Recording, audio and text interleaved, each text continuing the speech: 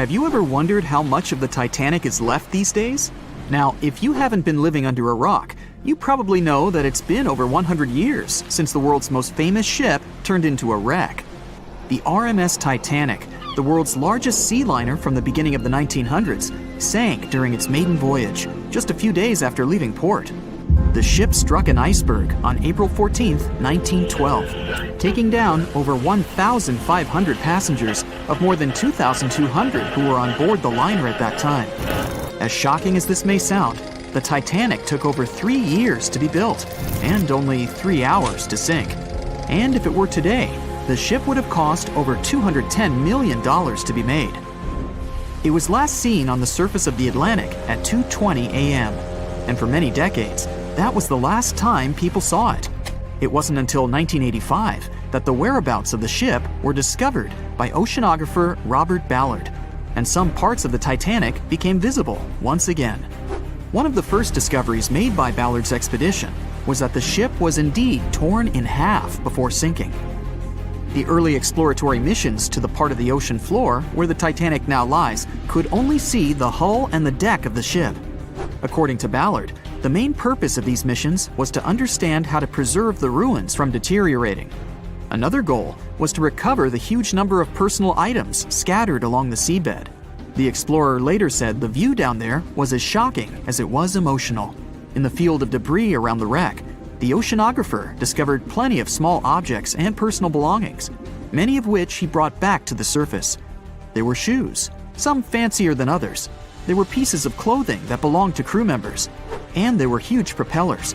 If on the surface they gleamed and shined, on the ocean floor they were embedded and devoured by sand. Ballard pointed out that the area where kitchenware was scattered measured more than a mile in length. There were enough plates, pots, and pans to fill up an entire industrial kitchen. For the first time ever, 3D animation footage reveals exciting images. The simulations show the Titanic's evolution from when she first set sail in 1912 until the state of her ruins today. But simulations weren't enough for deep-sea explorer James Cameron, who envisioned traveling to the heart of the wreck for the first time ever in the history of the ship.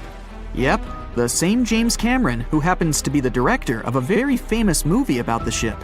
He has now dived 33 times to visit the wreck of the Titanic. Here's some fun trivia for you. The director says that his true passion has always been the ocean, and that ever since he was a kid, he wanted to study the sea. Directing, let's say, just happened to be his day job. And when the possibility of directing Titanic appeared, he said yes, just so that he could go and check out the ruins of the ship in real life. Now back to the wreck. According to James Cameron, it wasn't enough for researchers to access only the exterior of the ship. They needed to go inside, analyze and photograph what was left of the pompous interiors of the world's once biggest sea liner. Cameron piloted an innovative robot vehicle equipped with cameras. It helped the man to reveal spaces in the Titanic that no one had ever seen before since the ship touched the bottom. Turkish baths, for instance, still had their tiled walls standing up almost in all their entirety. These baths were exclusively for first-class passengers. They were located right next to the swimming bath and the third-class dining room, and were designed in the Moorish style. People resting there could get heating blankets and ask waiters to bring them anything they needed.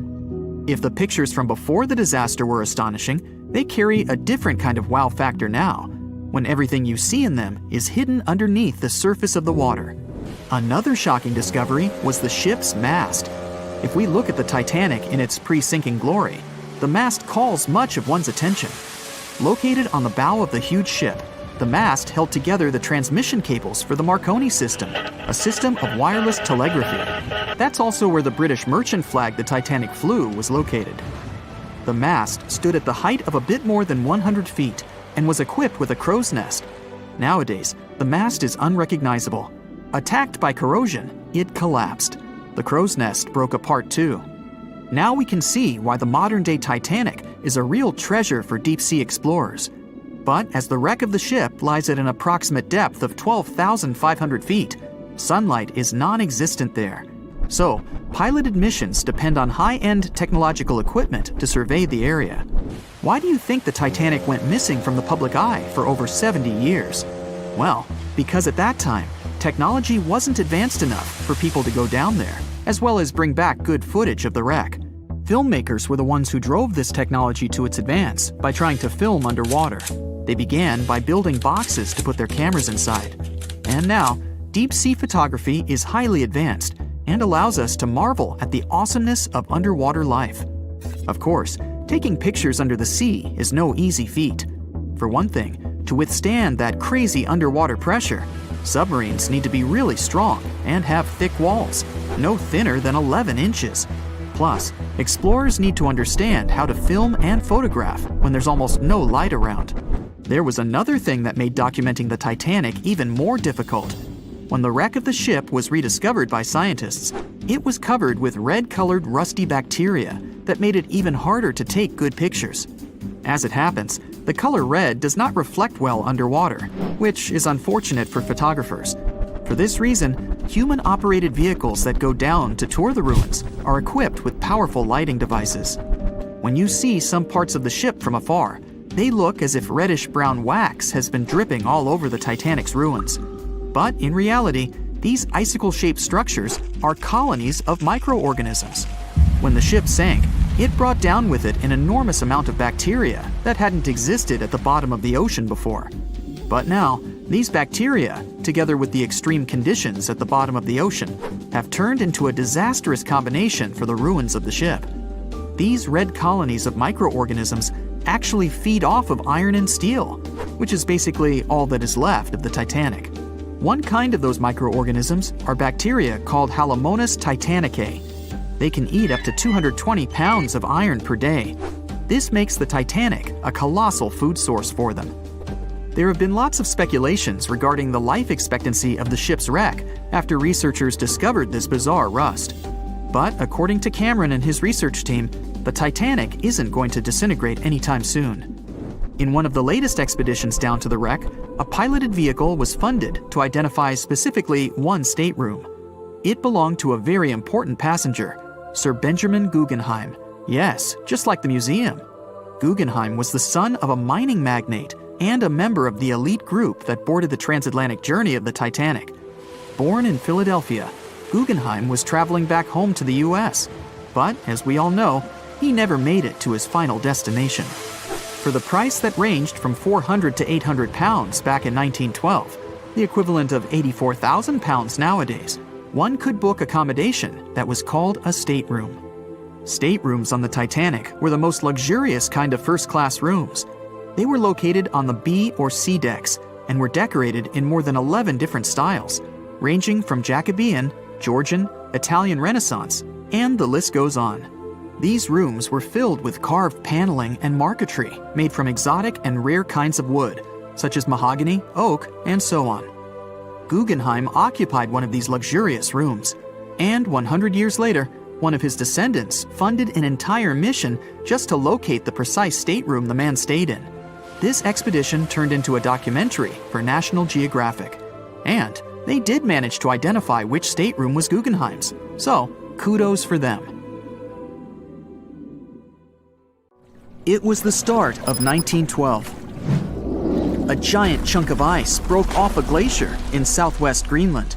The ice was made up of snow that had fallen thousands of years before the event, perhaps as far back as when mammoths still roamed the earth. The iceberg started its journey. It was a huge thing, more than 1,700 feet long and weighing over 75 million tons. It was also a very peaceful chunk of ice. It steered clear of ships and busy transport routes. And then, it somehow floated much further south than other bergs did. Our iceberg was lucky. Others melt long before they get to these low latitudes. Out of up to 30,000 icebergs that drift away from Greenland's glaciers, only 1% ever make it all the way to the Atlantic. Even after melting into the water for months, this massive block of ice was still almost twice as heavy as the Golden Gate Bridge. The iceberg's top part was towering 10 stories over the ocean's surface. Several days before our iceberg made it to the Atlantic Ocean, a magnificent ship left port. It was a luxury liner carrying more than 3,000 passengers and crew members. At that time, it was the largest ship ever built. It was the Titanic. The collisions happened on April 14th, when the ship was in the North Atlantic, 370 miles away from Newfoundland. Unable to divert its course, the ship ruptured at least 5 of its hull compartments. They started to fill with water at an alarming speed. The Titanic's compartments weren't capped at the top. That's why the water spilled over and started to flood each succeeding one. The front of the ship began to sink, causing the back part to lift vertically into the air. And then, with a deafening roar, the liner broke in half. The rest is history. But what happened to the iceberg after that? On April 15th, the German ocean liner SS Prinz Adalbert was sailing through the North Atlantic. It was traveling a few miles away from the place where the Titanic had sunk several hours prior. The German ship's chief steward, who hadn't learned about the disaster yet, saw an iceberg. What drew his attention was a large streak of red paint going along the iceberg's base. Surprised, the man took a photo of his discovery. He thought the paint meant a ship had hit the iceberg within the past 12 hours. The next person who saw the iceberg and took another photo of it was the captain of a vessel laying deep-sea telecommunication cables. The ship was sent to help in the area where the Titanic had sunk. The captain later claimed the iceberg he'd seen had been the only one in that area, plus the red paint. It wasn't difficult to connect the dots. In 2015, one of these photos sold at auction for over $32,000. And still, experts are unsure whether the image really shows the infamous block of ice. It might be a simple iceberg that had been floating nearby at that time. The great unsinkable ship was gone, sunken to the bottom of the North Atlantic, where it remains to this day. But the iceberg continued on its way, perplexing a few witnesses and slowly melting into the surrounding water. It would vanish completely before the end of the year. At 11:40 p.m., the Titanic made contact with an iceberg in the North Atlantic Ocean. Many artifacts were found and restored, like parts of the ship, jewelry, and dining plates, to name a few. It took approximately 3 hours for the ship to be completely submerged in the remote icy water. The night was cold and very much alive. The orchestra was playing music as they enchanted the guests on board. Everyone was excited to arrive in America. It was still considered an amazing feat for a ship to cross the Atlantic back in 1912. But as the day went ahead, there was an atmosphere of impending doom for the captain and his crew. No one else felt it, though. It seemed to them nothing could possibly go wrong, and this would just be another regular night. To them, the Titanic was unsinkable. The last thing on your mind when thinking about the Titanic is the mail crew. Yes, there were mailmen on board delivering mail to America. It may seem like a pretty mundane occupation, but there was a very tough test to pass in order to be accepted on board. And only a few top candidates would qualify, and those few would get shortlisted and accepted. John Starr March, an American, was one of these mailmen earning between $1,000 to $1,500 a year working on the Titanic. Back in 1912, this was considered to be a lot of money. They were not officially part of the ship's crew, since the mail crew was placed near the third-class quarters. But given their influence and resistance, they were eventually moved and given a private dining area. March got this job since he needed the money to support his family. He found a perfect way to earn some big bucks, working on a large ship traveling across the ocean. He was 51 at the time and came from New Jersey. Sadly, he was on board when the ship sank and didn't make it. But they recovered a pocket watch that gives us a little insight into what happened that fateful evening. It's a gold case engraved with filigree and had a caption saying it was made by the Elgin National Watch Company. On the surface, you'd think this would just make a pretty cool antique sitting over the fireplace, but there are some unusual details about it. There are obvious signs water seeped beneath the glass, and the black arms of the watch indicate the time to be exactly 1:27. It leaves us wondering why the clock stopped at this precise hour. What was the owner doing? The mail clerks were operating a fully functioning and efficient mail sorting facility on board the Titanic. This wasn't something you'd come by often on a cruise ship, since typical ocean liners use closed mail bags to transport the mail from one port to another. But the mail sorting facility on the Titanic allowed passengers to send out postcards whenever the ship docked in transit zones in Ireland and France. According to reports, people started heading back to their rooms at around 11 p.m., but some of them were still hanging around and enjoying their night. The 5 mailmen were celebrating a colleague's birthday in their separate dining room. 5 minutes before impact, crew members spotted the iceberg and rang the bell 3 times as a warning that something was ahead of the ship. They gave orders for the Titanic to move left, or, as they say in the biz, hard a starboard, to make the engines reverse. It was not enough to avoid the great impact. At 11:40 p.m., the Titanic struck the iceberg, and disaster erupted on the inside. Not just water seeping in and ultimately sinking the ship, but panic and chaos among the passengers and crew members. Captain Smith reached the deck and was informed that the Titanic had hit an iceberg. And at the same time, the mailroom began filling with water. We know that the 880-foot ship was completely submerged at around 2:20 a.m., with 706 survivors. The time between the impact and the sinking was really eventful. At midnight, they started getting the lifeboats ready for the passengers to evacuate. Orders were given for women and children to board the safety boats with some crewmen to guide and operate them. The problem was that the 20 safety boats available could only host 1,178 people out of the total of more than 2,200 passengers on board. March and his colleagues began sorting out the mail. There was chaos in directing and ordering around. With each second passing, icy cold water was filling the ship. 15 minutes after midnight, Captain Smith ordered his crew members to send out a distress signal. Even though SOS was established earlier than the Titanic, many others used CQD. The CQ stands for General Call, and the D is Distress. The Frankfurt was too far away to help, even though it was one of the first to respond. Even the Titanic's sister ship, the Olympic, responded, but it also was too far away. At 12:20 a.m., the Carpathia received the urgent message and redirected from its original course to help them out, even though they were 58 nautical miles away.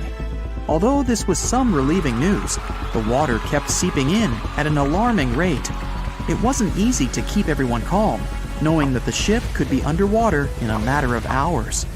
At this point, many passengers were already on board the safety boats, waiting to descend into the water.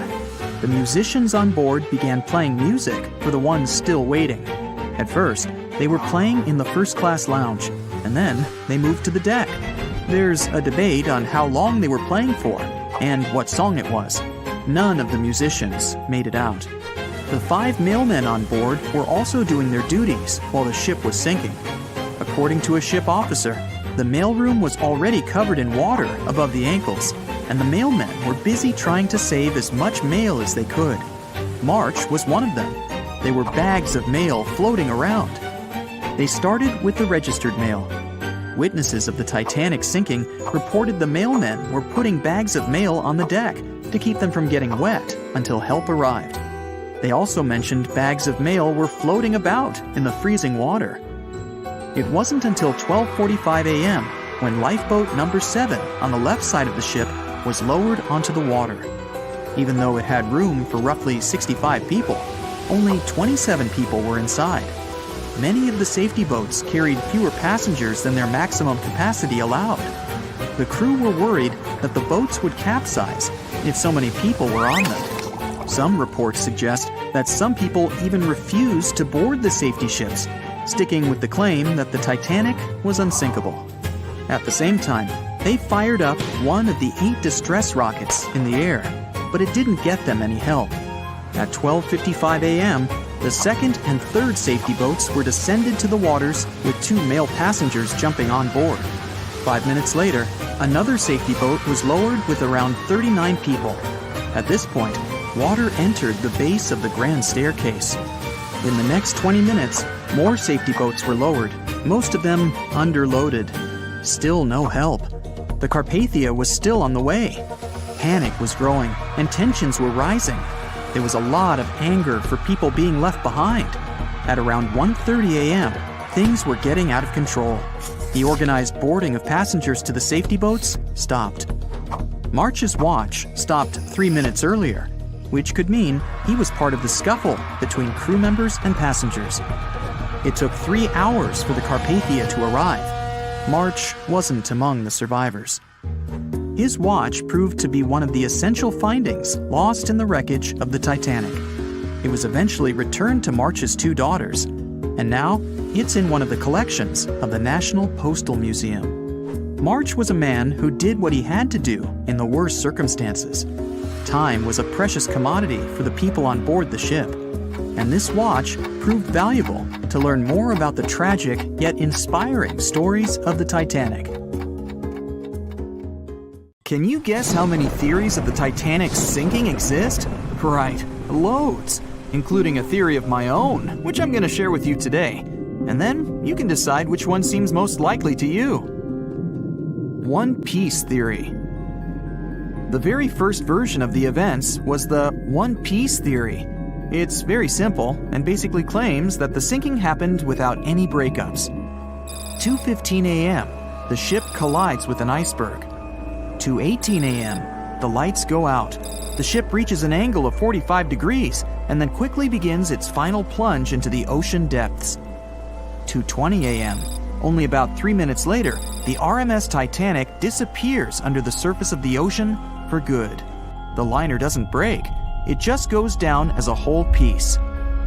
Of course, this can't be true. In April 1912, the Titanic was not only the largest ship in the world, but also the largest ship ever built. It's hard to believe that such a heavy vessel could have gone down without breaking. That's just impossible. Well, I mean, you can't blame the theorists. Before we found the wreckage, there were no other theories. Wait a minute, or were there? The day after the disaster, the survivors gave their interviews. They talked about what had happened, and some of them claimed that the ship had actually broken in two when it had been flooded. For example, Jack Thayer, a 17-year-old boy, outlined the sinking as he remembered it, and L.D. Skidmon drew a sketch based on his description. The picture clearly showed the ship breaking in half. But no one believed Jack or other witnesses. There was no evidence, so their claims were received with a grain of salt. But in 1985, things changed. First breakup theory.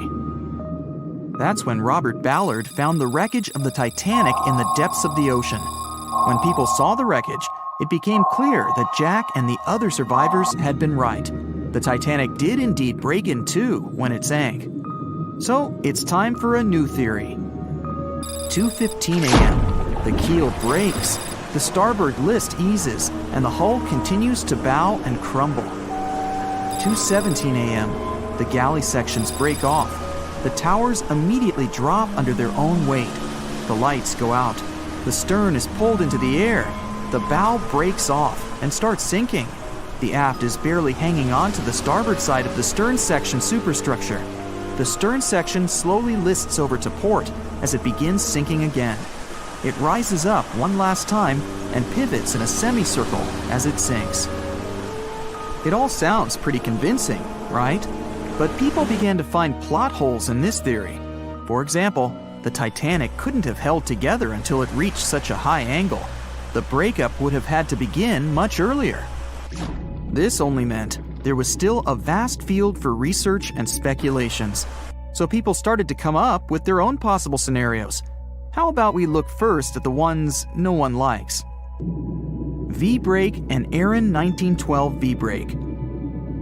According to the first breakup theory, the Titanic reached a high angle, and the weight of its unsupported stern caused it to crack from the top down. But it's physically impossible. So, are there any other ideas? In 2006, Roger Long, a naval architect, decided to research a so-called V theory. 2:17 a.m. The breakup begins at a shallow angle, perhaps as little as 11 degrees. The upper structure fails and starts to crack. At this moment, only its double bottom is holding the Titanic together. But it starts to bend under the strain too, failing the ship. Water is pouring through the crack. It increases the weight in between the two sections, bending the Titanic the other way and pulling it into shape somewhat resemblant to the letter V. The upper decks get mangled and bent together. The bow heads for the bottom, and the stern is the last to sink. This theory has since been disproven many times, though. Roger Long believed it because the broken edges of the upper decks in the Titanic's bow section were all mangled and crushed. However, we have learned that it happened because of the so-called hydraulic downburst, the force of the water crashing into the deck as the Titanic hit the ocean floor. Another V-break theory states that the bow had risen out of the water after the break. This theory was mainly peddled by one former Titanic enthusiast. But not only has this theory been proved to be physically impossible due to the bow's incredible mass, it was also inspired by incorrect information. Remember Jack Thayer?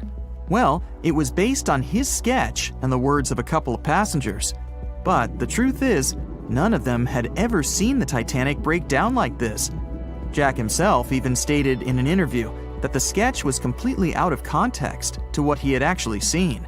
It was drawn by a passenger on the Carpathia, the ship that received the Titanic's distress signal and came to its aid. It couldn't be used as evidence.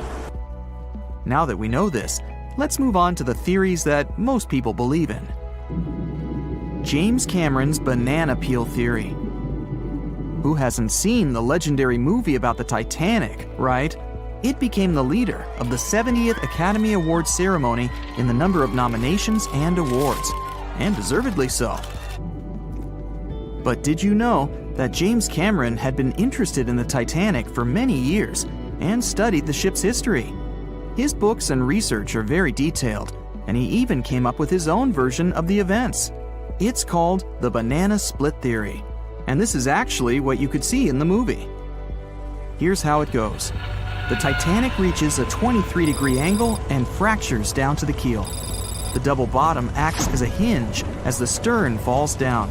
When the double bottom fails, the bow and the stern separate.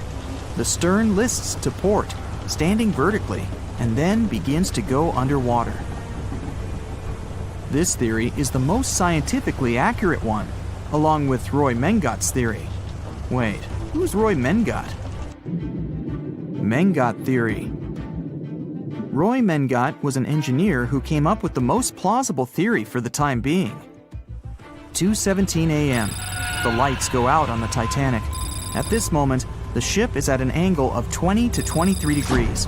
Suddenly, the vessel snaps in two just around the third funnel. It causes the stern to settle into the water. The keel fails first. The draft and lower hull are crushed and break apart. Water surges into the bow and stern of the ship through the huge cracks, causing the bow section to sink beneath the waves. The stern rises up to the angle of 70 to 90 degrees, and then it sinks too. This theory seems to make the most sense, but it's quite controversial. The survivors who saw the breakup stated that the stern had settled back with the bow completely missing. Mengat's theory, however, contradicts that statement, while James Cameron's scenario takes this into account. Are you thinking what I'm thinking? The truth must be somewhere in the middle. My version. Now, as promised, I'll provide you with my version of the events. Well, it's not really my theory, more like a combination of Roy Mengat's and James Cameron's ones. I believe that James Cameron was right about the breakup. 2:17 a.m. The ship is at a high angle. The lights go out. Then it snaps into two pieces. The bow starts sinking. The double bottom is still attached to the stern for a minute or so. Once the double bottom fails, the two parts separate and the bow goes down. Then, as Mengat said, the stern rises up at a high angle, and then it begins to sink vertically. It might have actually happened because the survivors stated that they had seen a clean break. This means it couldn't be hidden. And they had also seen the stern staying vertically in the air for a long enough time, probably a few minutes, before disappearing. Anyways, all of these are just speculations. Regardless of how the Titanic broke apart and sank, it was a great tragedy. It's already been 110 years since the Titanic collided with an iceberg and sank. Did you know that in 2022, the Blue Star Line Company is completing the construction of an exact replica of the Titanic? Called the Titanic II liner, the ship will be sent sailing along the same route with 2,400 people on board. Let's hope that everything goes well for them. They were on their way to the New World when a rendezvous with an iceberg crushed all of their dreams and hopes. There was panic and tears and heartbreaking goodbyes, like that of Jack and Rose. Or was there? Let's see how well you know the real story of Titanic. The love story of Jack Dawson and Rose DeWitt Bukater was inspired by true events. What do you say? Is it a myth or a fact?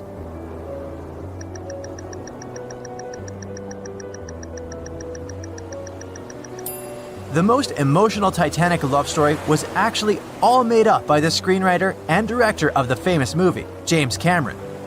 Some passengers featured in the movie were real though, and by a mere coincidence, there was a J. Dawson on board. His name was Joseph, not Jack, and he worked as a coal trimmer. The most expensive object lost with the Titanic was a painting by Pablo Picasso. What's your take on this one?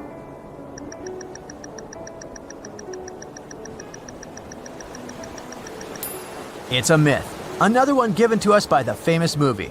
The most valuable item that went down with the Titanic was probably a Mary Joseph Blondell painting, created in 1814. Some other valuable items were a violin that belonged to Wallace Hartley, the musician who insisted that they had to play till the very last moment. There was also a 1912 Renault Type CB Coupe de Ville that would now cost millions of dollars, a handwritten manuscript by Joseph Conrad, first edition essays by Francis Bacon, 5 Steinway grand pianos, and, of course, some fine china plates and cups, and first-class passengers' jewelry. The Titanic was the largest and the most luxurious passenger ship of its time. Does it sound real to you?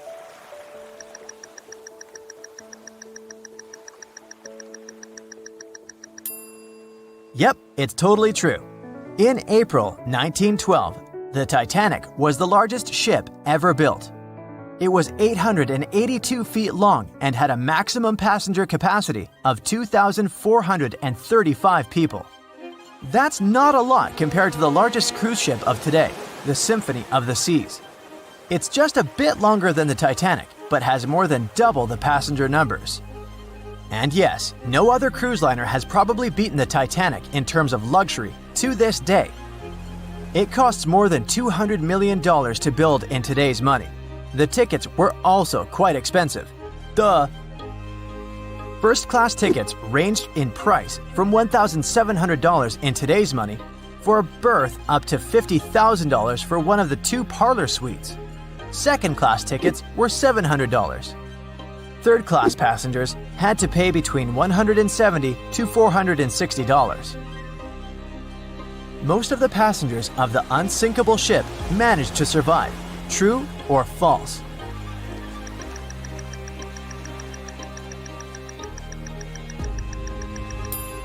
Sadly, it's false. Only 37% of all the passengers actually survived the meeting with the Titanic. Around 61% of the first-class passengers, 42% of the second-class passengers, and 24% of the third-class passengers made it out alive. The Titanic was passing through the Bermuda Triangle when things went wrong, and that's probably why it sunk. What do you say? Myth or reality?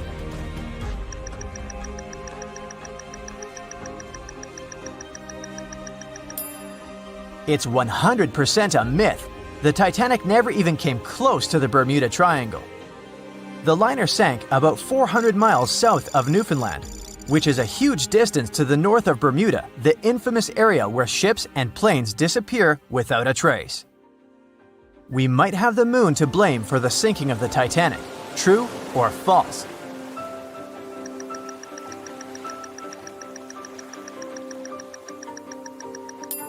This one is true. The moon heavily affects the tides on Earth. The closer the moon is to the Earth, the stronger the tides are because of the increasing gravity of our satellite. Back in 1912, the moon was so close it made several glaciers in Greenland break apart. Massive chunks of ice that broke off from the glaciers started floating south. The supermoon event came just 6 minutes after a spring tide, the alignment of the moon, the sun, and the Earth that makes their combined gravity reach its peak twice a month. And the day before, our planet had come the closest to the sun that year, which made the gravity even stronger.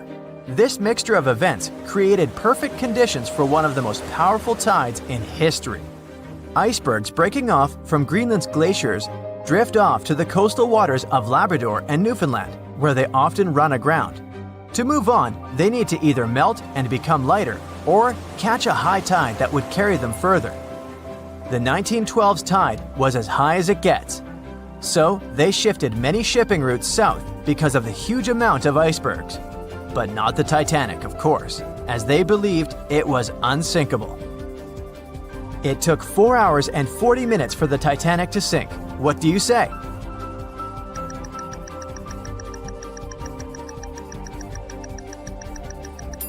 It's false, and if you're a Titanic expert, you definitely know it was actually 2 hours and 40 minutes. And this was slow enough, given the damage caused by the iceberg. It didn't sink faster, thanks to the ship's construction. There were 16 watertight compartments in the lower part of the ship. They worked as a lifeline. When the iceberg crashed into the hull, it broke into 6 boxes. The Titanic could have stayed afloat only if 4 compartments had been damaged.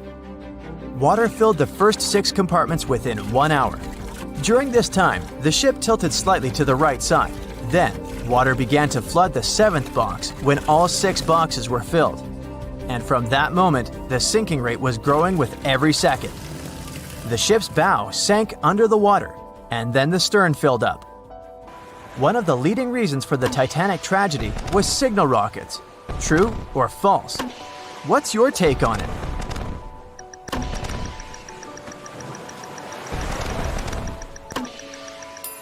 This one is true.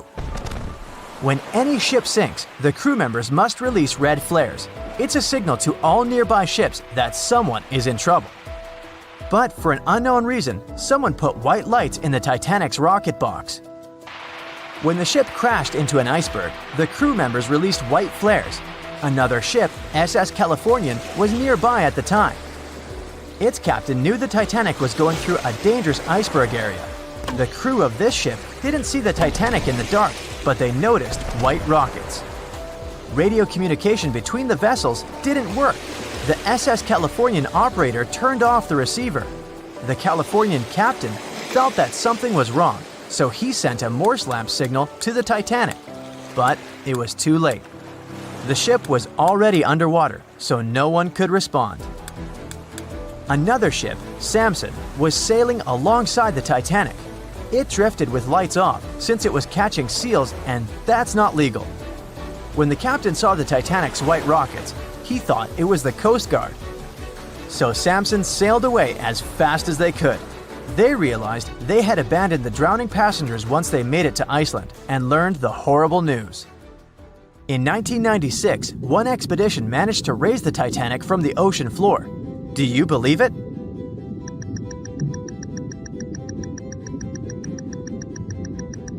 If you don't, you're right. There were different ideas on how to raise the Titanic, from doing it with compressed air to putting it in wire mesh and covering it with liquid nitrogen, or using giant magnets. The only real attempt to raise the Titanic was made in 1996, and it failed dramatically. The expedition's goal was to lift a part of its hull, weighing about 21 tons.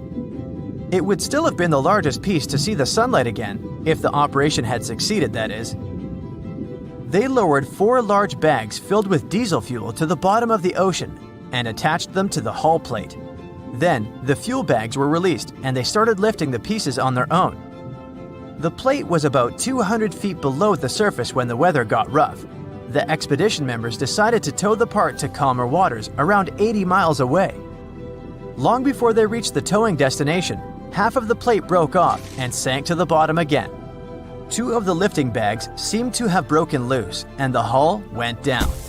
The Titanic will most likely crumble to dust halfway up if someone tries lifting it again.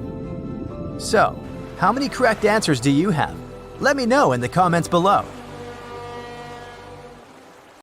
A beam of electric light pierces the darkness over the calm waters of the Atlantic Ocean.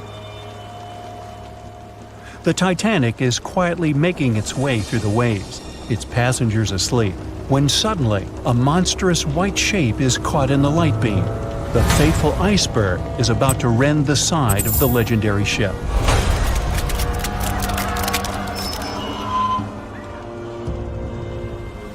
April 14, 1912, only 2 days before someone will take a photo of a giant iceberg with a pretty unusual elliptical shape.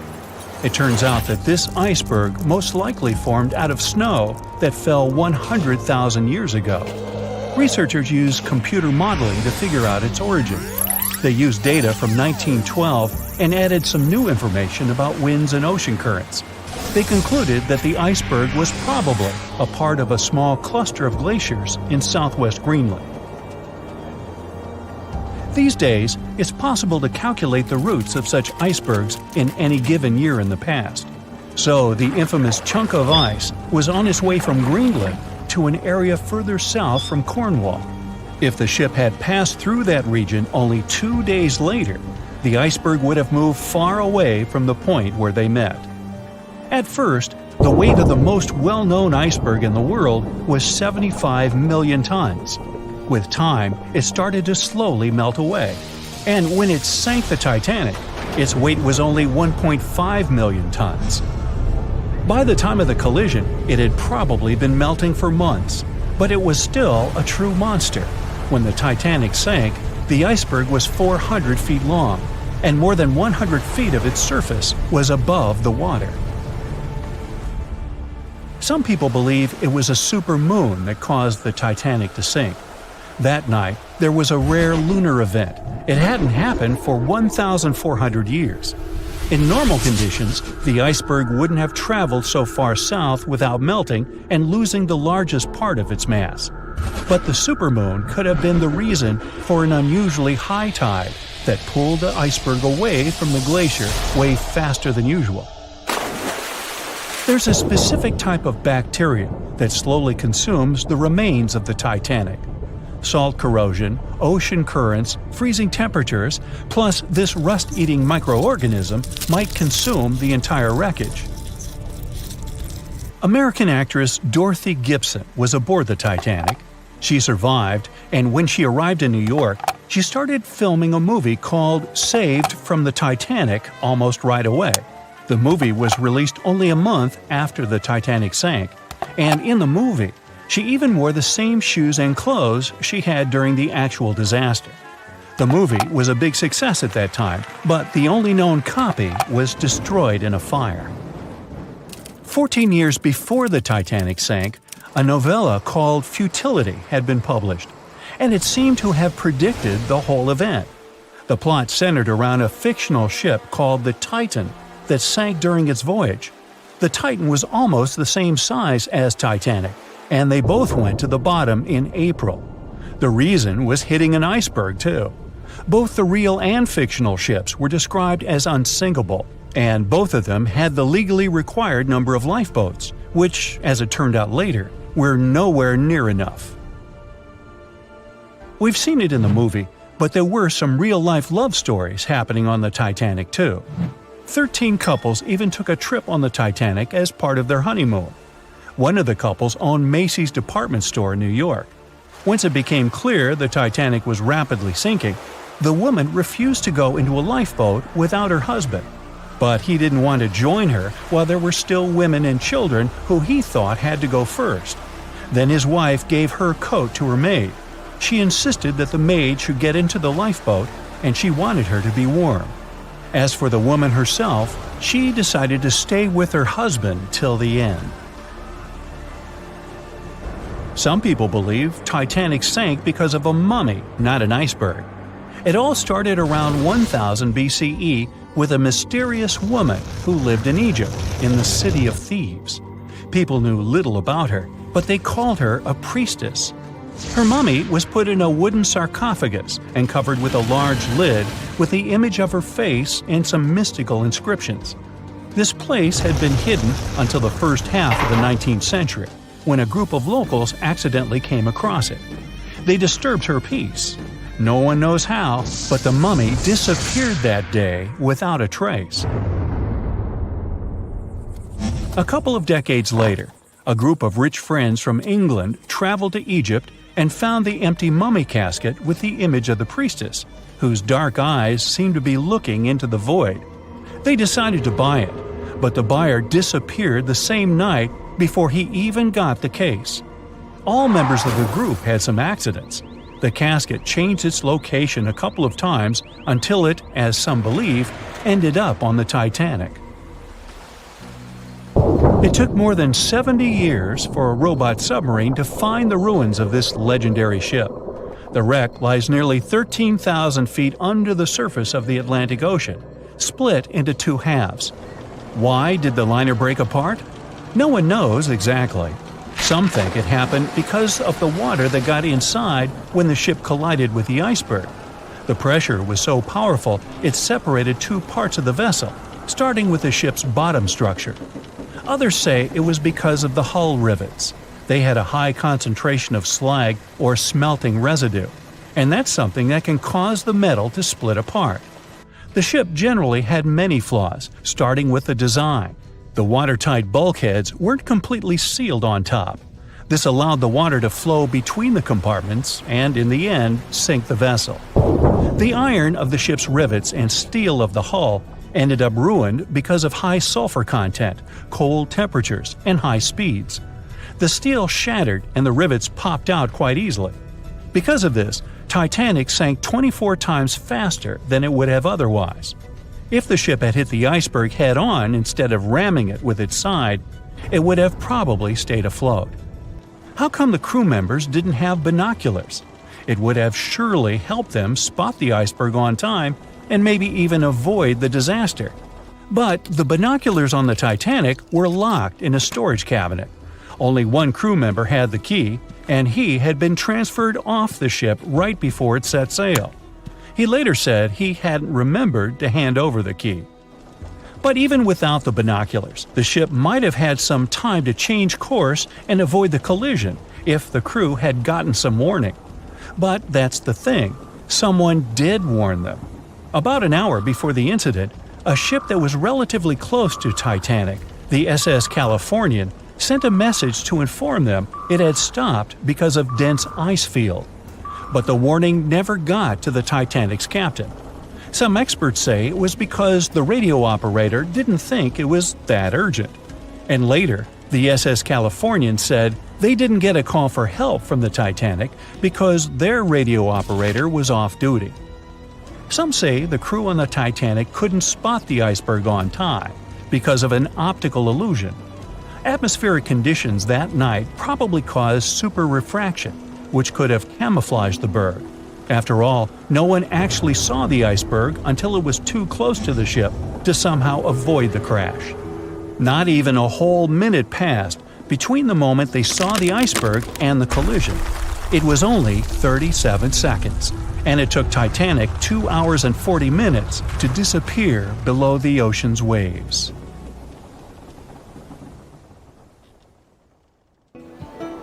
On April 10, 1912, crowds gathered at Southampton Beach to wave off what was, at the time, the world's largest and most prestigious ship, the RMS Titanic.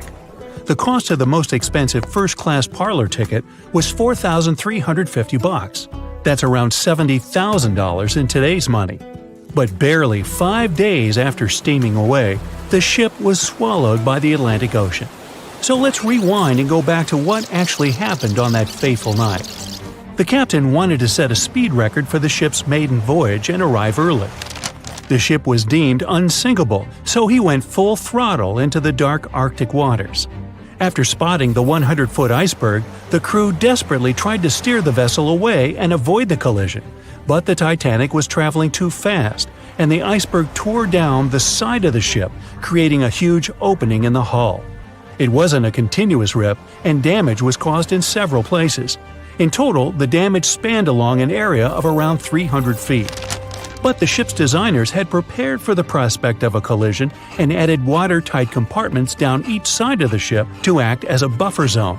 4 of these compartments could be breached and the ship would still stay afloat. But because the iceberg tore down the side of the Titanic, it ripped holes in 6 compartments. The compartments didn't extend up the total height of all decks and weren't actually sealed at the top. This is why, when more than 4 were flooded, water reached over the top of the bulkheads and filled the remaining compartments, causing the ship to sink into the ocean. Think of it as water spilling over an ice cube tray. But what if the collision was head-on? Would it still have sunk? Ships are designed with potential crashes in mind, and most vessels have collision bulkheads in the bow. Most of all, it's like your car's bumper or crumple zone. It's a safety feature that can withstand a direct hit. The bow could have taken some of the impact, and some experts have suggested that if it hit head-on, only 2 to 4 of the watertight compartments would have been flooded. So, in theory, the Titanic might not have sunk, and it might have even been able to continue sailing to its final destination at a much slower speed. The force of impact would likely have been huge, though. But although passengers would have been injured by the force, they'd have been able to stay on the ship to wait to be rescued by other ships, rather than being forced into the icy waters of the Atlantic. Still, one of the Titanic's designers, Edward Wilding, suggested that the force of the impact might not have actually been that big. He told the British Inquiry that lots of people scarcely felt the collision, and he believed the ship would not have sunk if it did hit the iceberg head-on. The ship was also designed with remotely operated watertight doors between all compartments, so any floods could have been quickly sorted out. Because Titanic had 6 breaches from the side collision, and because it happened so quickly, sealing the doors wouldn't have made a difference, as it was essentially impossible to save it by that point. The ship immediately began to flood, with water pouring in at a rate of roughly 7 tons per second, 15 times faster than it could be pumped out. So, while it sounds like the Titanic would have survived had the ship hit the iceberg head-on, this idea does come with some issues. First off, the collision bulkheads were designed to survive a crash with another ship, not a giant iceberg. If 2 ships collided, both would absorb some of the impact in their bulkheads, sharing the impact and likely staying afloat. But an iceberg is stationary, meaning that Titanic would absorb most of the energy from the collision. If Titanic hit head first, because of the speed it was traveling, the impact would have likely traveled down the whole body of the ship. Just imagine a 46,000-ton ship traveling at around 20 knots. At some point, it hits an iceberg that weighs what could be over 100,000 tons. This collision would likely create a powerful force causing massive damage to the vessel. It is likely that seams would split, staircases would come tumbling down, and rivets would burst open across the ship. All that would have potentially flooded even more compartments. This could have caused Titanic to sink in a matter of minutes rather than hours. But that's just the tip of the iceberg. As we all know, the biggest part of it is hidden underwater. So if Titanic had been traveling head-on, it's likely it would have hit the part of the iceberg below the water first, which would send it veering off course. Hitting an iceberg is not like hitting a brick wall. In this case, the ice under the water would have torn open the bottom of the ship and caused damage to the sides. Icebergs also aren't flat, solid objects. If a flat collision happened, the ship might have stayed afloat, but icebergs come in many shapes and sizes, from domes to wedges. Studies have also been done on the steel used to produce Titanic, and the tests show the metal was about 10 times more brittle than the steel we use today. The ship was built before we understood the effects of low temperature on steel. The old steel used to make the vessel would not bend when faced with freezing temperatures, but break. Recovered pieces of Titanic's hull plates show that the hull just shattered on impact. Hitting head-on would also cause a very severe and abrupt stop, so even if the ship hadn't sunk, there would still have been major issues. Think about when you suddenly hit the brakes on your car, or when the bus stops while you're walking down the aisle and you get flung forward. Passengers would have been thrown across the ship, and because the crash happened at night, Most people were sleeping, so wouldn't be able to effectively prepare for any sort of impact. This would result in injuries for most people on board. It would be especially bad for those at the front of the ship, where the accommodation for the off-duty firefighters, greasers, and engineers was. But while passengers and off-duty crew may have been thrown out of bed, there would be a lot more survivors than in the original scenario. Many ships have had head-on collisions and made it back to shore. Not many people know that Titanic actually had two sister ships. The White Star Line, the company that built Titanic, also built vessels called Britannic and Olympic. Captained by Edward J. Smith, who would later helm Titanic, the Olympic set off on its maiden voyage in June 1911. But much like for its sister ship, disaster was just around the corner. On its fifth commercial voyage, Olympic collided with a Royal Navy ship, HMS Hawke. While the Olympic received damage to its side, Hawke crashed into the other vessel head-on. The bow of the Hawke was completely crushed by the collision, but because the ship had watertight compartments, it managed to survive the impact and later returned to shore for repair. Another study case is the SS Andrea Doria, which was an Italian ocean liner that made global headlines in 1956. Like the Titanic, the Andrea Doria was heading for New York City on its 101st voyage when disaster struck.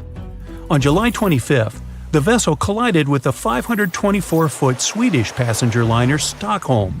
The Stockholm hit the ship head-on, but the point of impact for the Andrea Doria was on its side. The front of the Stockholm was completely smashed, but because the impact was on its hull, it managed to survive. The Andrea Doria, however, sadly sank due to the collision being on the side of the ship.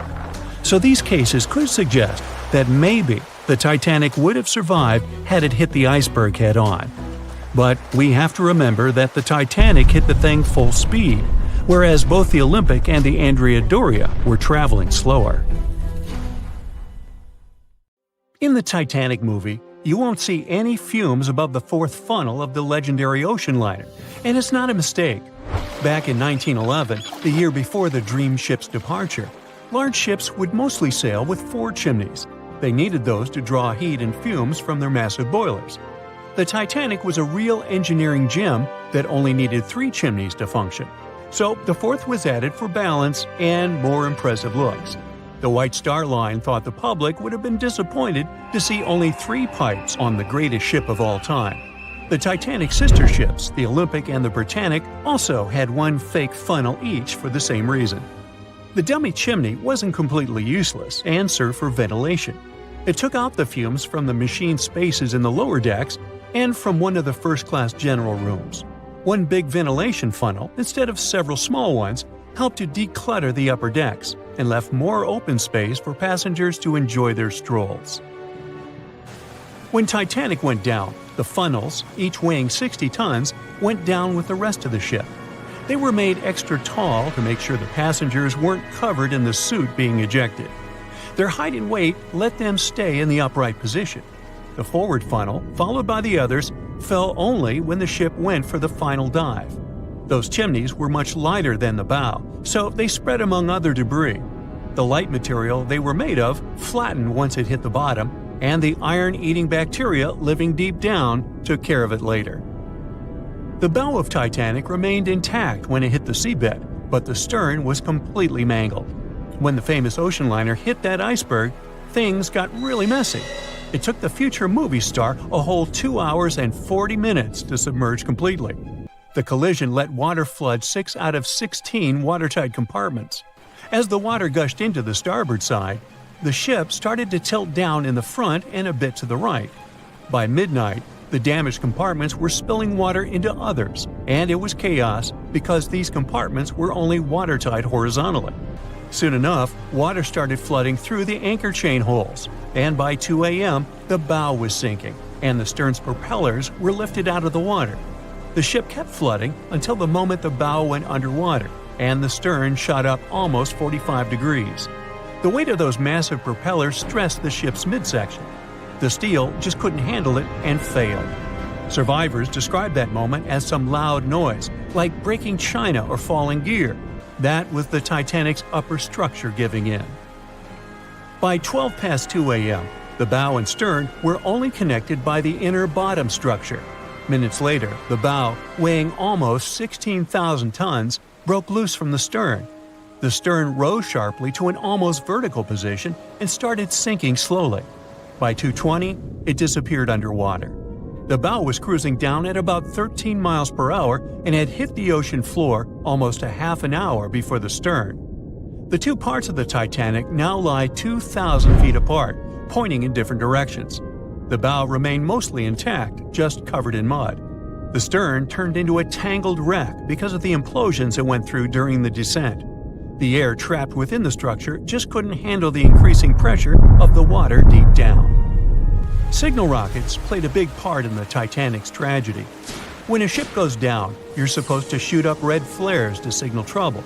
But someone decided to stock Titanic with white lights instead of the usual red ones. So when the ship smacked into that iceberg, the crew fired off white flares. The SS Californian was passing nearby, and his captain knew the Titanic was in a dangerous iceberg zone. The crew didn't spot the sinking Titanic, but they sure saw those white rockets. The radio between the ships was useless because the Californian's operator switched it off. The captain had a gut feeling something was off, so he flashed a Morse code light signal at Titanic. But he received no reply because the Titanic had already gone underwater. There was another ship, Samson, sailing alongside the Titanic. It had plenty of illegally hunted frozen seal meat from Canadian waters abroad, so it was sailing with lights off to remain unnoticed. When they saw the Titanic's white rockets, they thought it was the Coast Guard and zoomed away. Samson didn't have a radio, so they couldn't find out about the ongoing disaster. The crew got the news about Titanic only when they got to the coast of Iceland the following month. There have been many theories to explain the Titanic tragedy, and one of the recent ones says that there was a fire involved. An Irish journalist went full detective for decades, digging into the mystery, and stumbled upon a game-changer. He came across a photo album that had been hiding from the public for a century after the tragedy. In the pictures, taken at the Harland and Wolff shipyard in Belfast, Northern Ireland, just over a week before the liner sailed, you can clearly see a massive 30-foot black spot on the ship's hull. Maloney researched the photos and eyewitness testimony from the time and claimed that a fire spontaneously broke out inside of one of Titanic's enormous coal bunkers. It was raging for a whole 3 weeks and messed with the metal, critically weakening a crucial segment of the ship's hull. Back then, most ships had just one hull, so it was the only skin the Titanic had. That's why the iceberg managed to punch a hole through the ship so easily. If it hadn't been for the fire, the Titanic might have shrugged off that iceberg collision.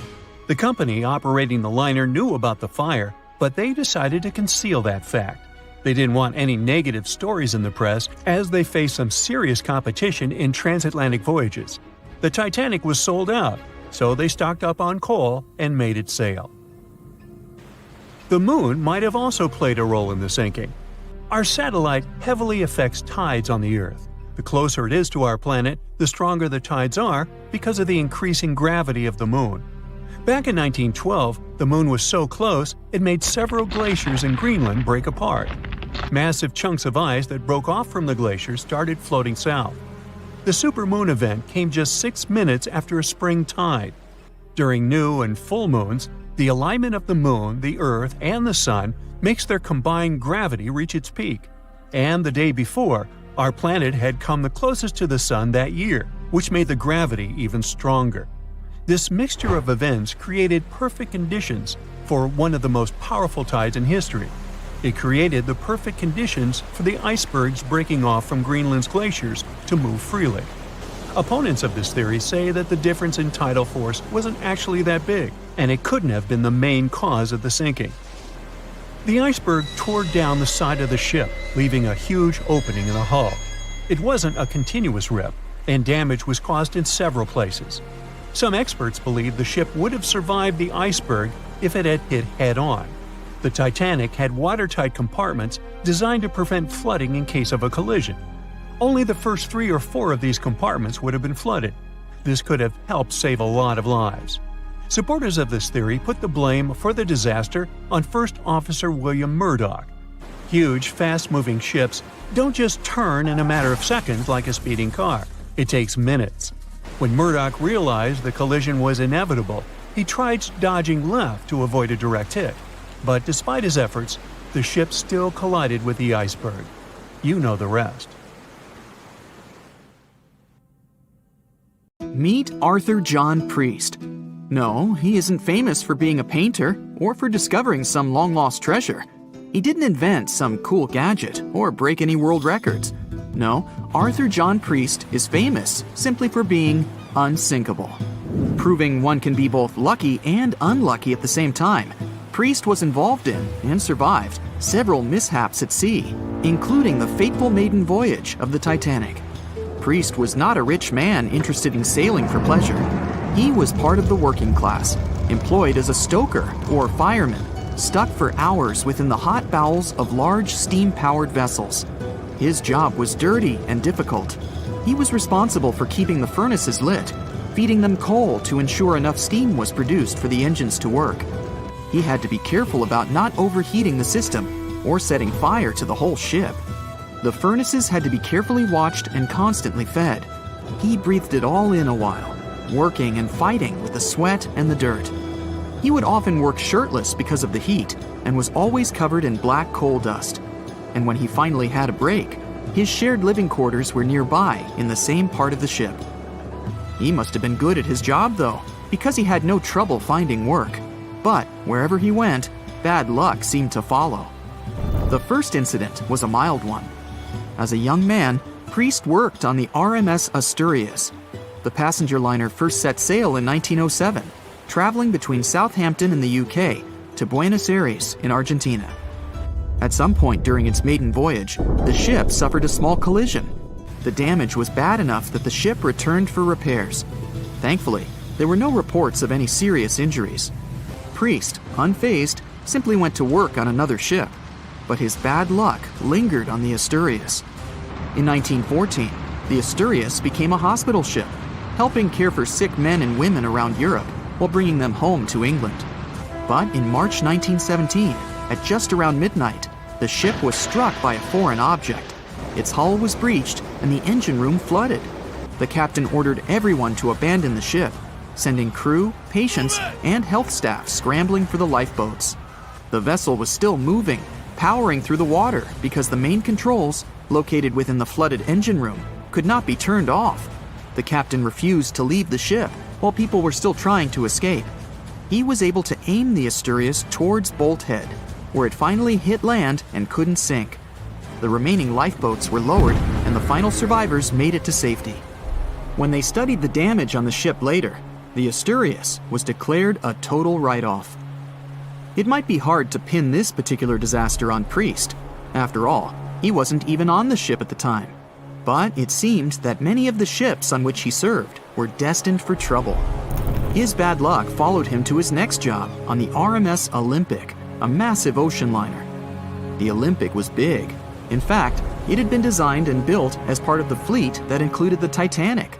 But with size came sacrifice. The Olympic was great at moving in one direction, but very difficult to handle when it needed to turn. It was September 1911. The Olympic was trying to alter its course. The Hawk, a smaller ship sailing nearby, didn't give the larger vessel enough room to maneuver, and the two slammed into each other. Because the Hawk was engineered to deal with potential confrontations when out at sea, its reinforced bow tore through the Olympic. Two large gashes appeared on the ocean liner's side. The propeller shaft was badly twisted, and worse, the ship began to take on water.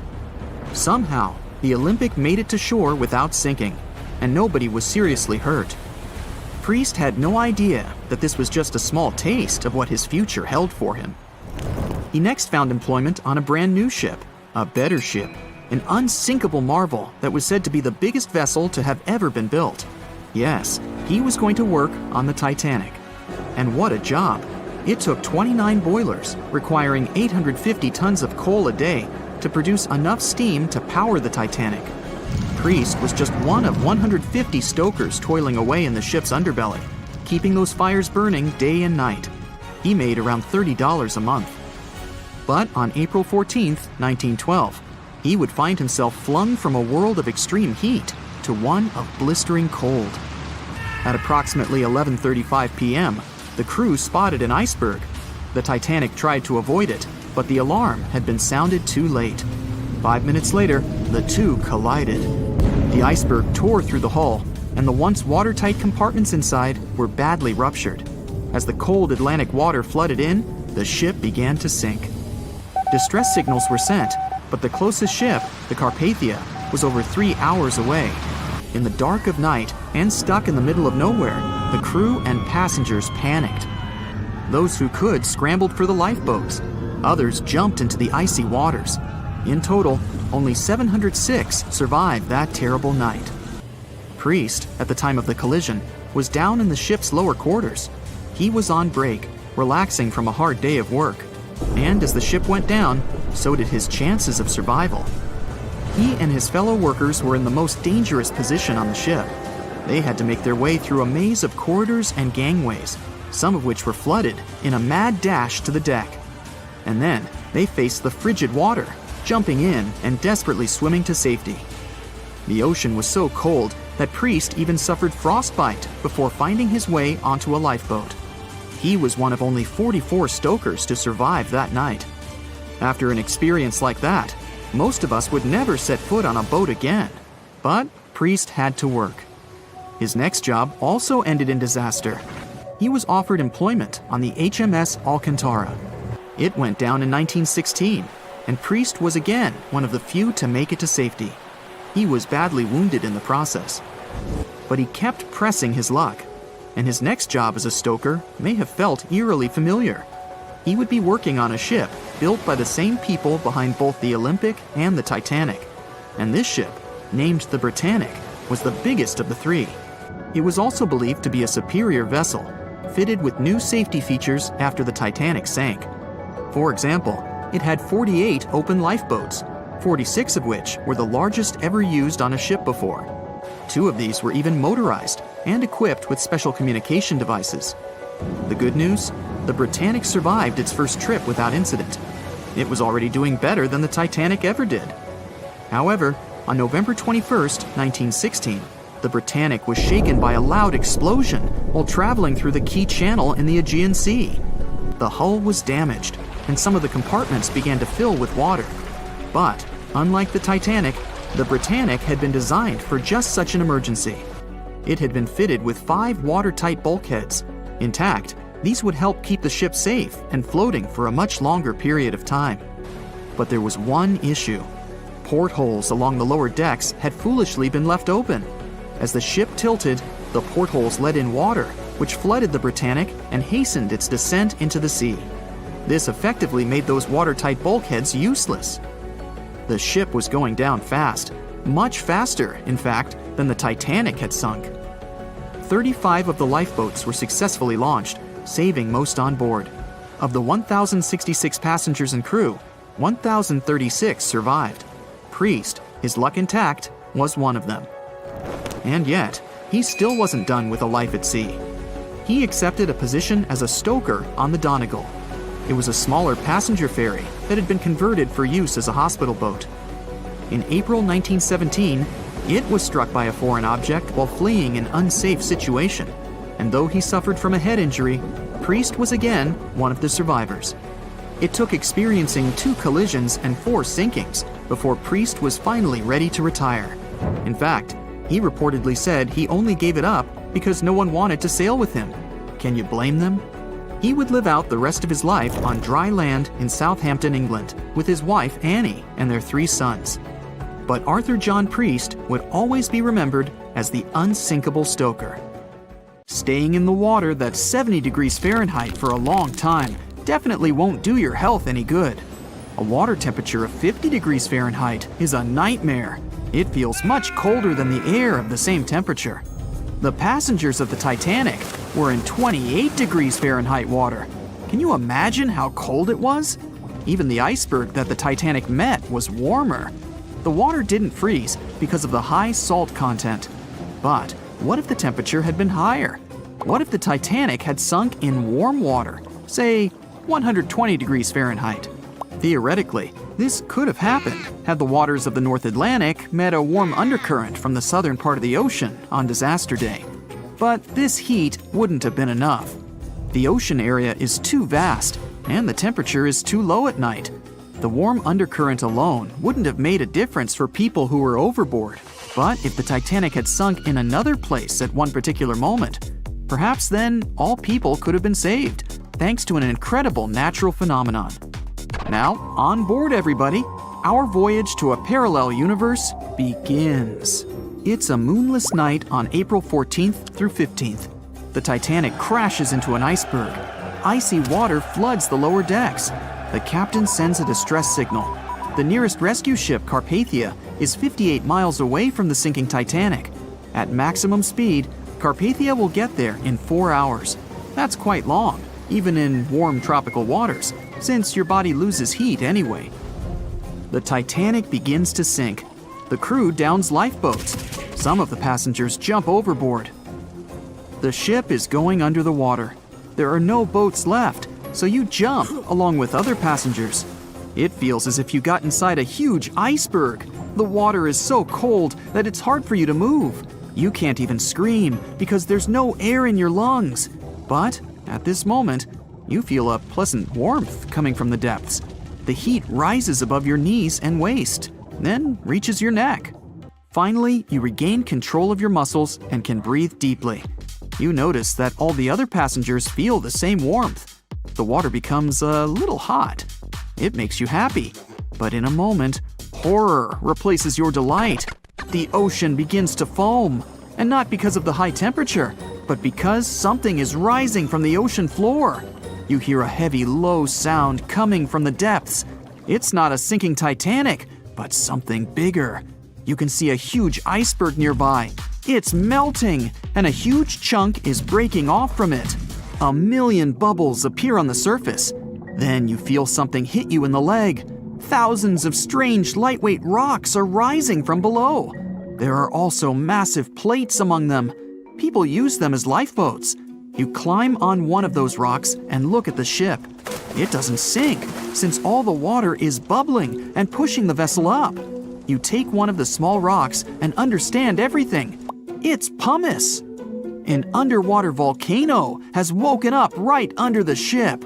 Thousands of tons of volcanic rock are floating to the surface. When it erupts, its magma shakes the entire space, heats the water, and destroys the seabed. But it doesn't result in anything destructive on the surface.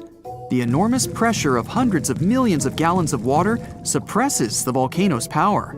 Molten rocks of the Earth's crust are pressed against the seabed, and pumice rises to the surface. And here's why it happens. The upper part of Earth consists of many solid parts, tectonic plates. These plates collide with each other and divide. And when one part separates from another, the magma immediately comes up. So, all volcanoes are these unstable fault sites. If the Titanic had sailed over one of these areas during an eruption, many passengers would have been saved. Back in the parallel universe, you notice the Titanic starts sinking again. The water is no longer bubbling. The volcano has gone out. In a matter of seconds, the ocean turns icy again. Fortunately, you have your pumice lifeboat. This is enough to wait for rescuers. But let's imagine a situation with no underwater volcano and an iceberg. A situation when the water was warm from the very beginning. One of the engines in the motor compartment of the ship breaks down. Several pipes burst because of increased pressure, and now there's a crack in the ship's body. Water is filling the lower decks. The ship is sinking. People evacuate on lifeboats. There's less panic since the night is warm and no one is freezing. Each passenger gets a life jacket. The ship is breaking. You understand that you have to jump. The Titanic goes underwater. Many passengers fall overboard in horror. They dive into the dark ocean and immediately come to the surface. Panic and complete chaos take over. The ship disappears in the dark, and finally, it's all silent. A few minutes pass, and you notice there's no panic at all. The water is warm. Almost all passengers have life jackets. Someone is floating on the wooden ship wreckage. After a couple of hours, the water no longer seems so comfortable. The ocean takes away your body heat. To keep warm, passengers swim closer to each other in a tight circle. Yeah, now it's quite possible to wait for another couple of hours till the rescuers come. People on lifeboats sail closer and take those who freeze on board. Passengers take turns, 20 minutes in the water, then 20 minutes in boats. It's essential not to take your clothes off.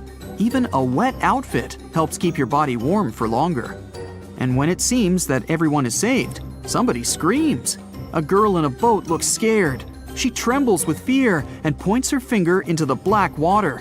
Passengers try to see what's there and notice a triangular fin. 1, 2, 3. There are so many of them! The noise of the sinking ship has attracted a group of sharks. And now, they are circling the survivors, hoping to satisfy their hunger. They're swimming slowly. It doesn't look like they're going to attack. But you should keep your eyes open, as these fish are some of the world's most aggressive and dangerous sharks, the bull sharks. They can be agile, fast, and unpredictable. They don't swim in the cold waters of the Atlantic, but the water in this parallel universe is perfect for them. The sharks are strong and sturdy. They create the illusion of slowness to relax their prey. They're called bull sharks because of their short, blunt muzzle, like that of a bull, and they like to hit a target or other sharks with their forehead. Several fish are ramming boats. Someone falls into the water. Fortunately, people help them back on board. The sharks aren't going to retreat. Chaos and panic ensue. People are screaming and splashing the water with paddles to scare away the fish, but it doesn't help. One of the sharks opens its toothy mouth and clings to a boat. At this moment, you notice more fins nearby. A pack of great white sharks arrives at the party. They are some of the most dangerous animals on the planet. They're big, fast, and strong, and their 300 triangular teeth lined in several rows are sharp as blades.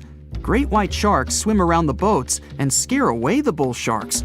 You fall off the boat and see a big fin approaching you. Fear awakens the survival instinct in you. You're trying your best to swim away from the shark as far as possible. Of course, it's useless, since the shark is much faster and will definitely catch you.